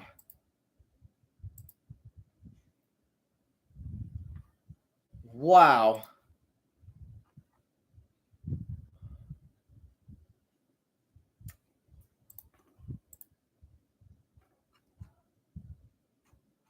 Like, where's the inside? Where's my live stats? Still 30-3. It's still 30-3, but it's only 4 minutes and 34 seconds remaining. So 327 total yards, 176 rushing yards.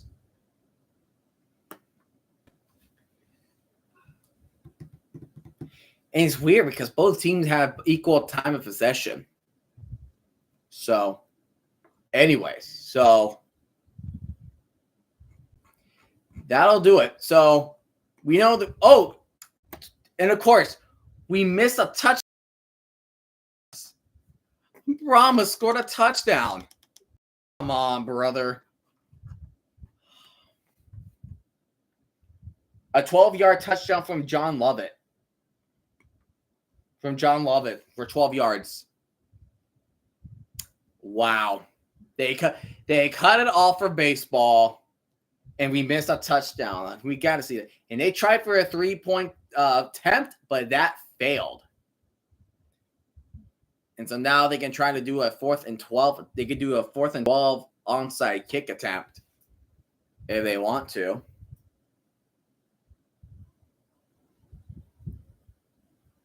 But wow. So we're just going to keep on going until we see an official. I'm just keeping track of the of the game center until we know, well, it is officially over. So that's what we're going to do. Right now, they're just getting ready for either you getting Astros for Mets or you're going to get Braves and Padres. I feel like,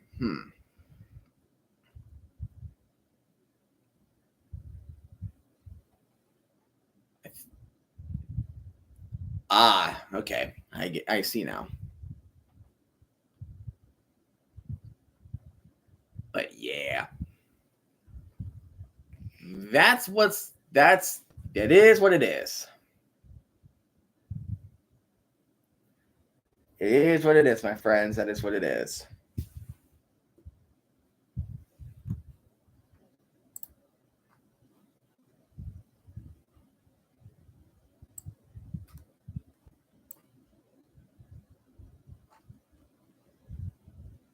Yeah, San Antonio.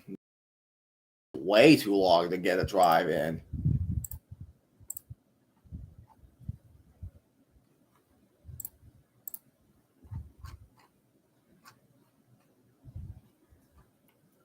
I'm just trying to figure out how do I know what are they doing?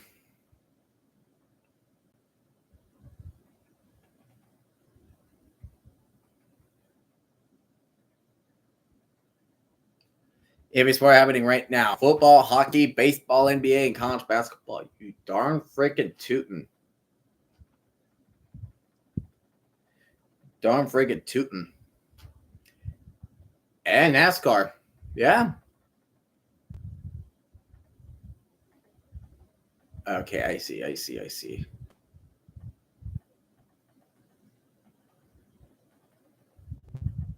Okay, I see. Yeah, and NASCAR. So I want to at least see what was the catch. No, yeah. No, late March is the biggest time in sports.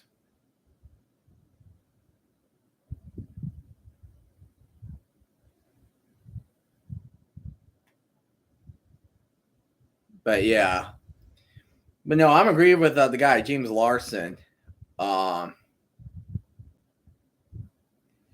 There was the game was funky.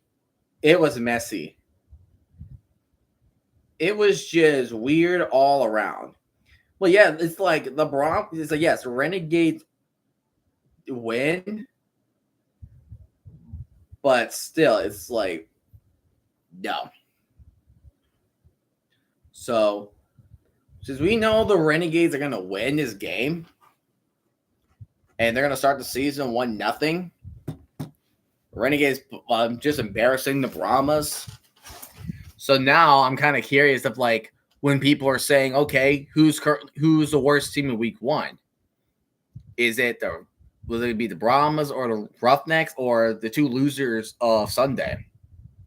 We don't know. That's why it will be up for a debate until we get to week 2, as of right now. So until then, thank you guys so much for joining me on this game. So remember, we will not stream the Panthers and the Showboats. We are not streaming the noon game.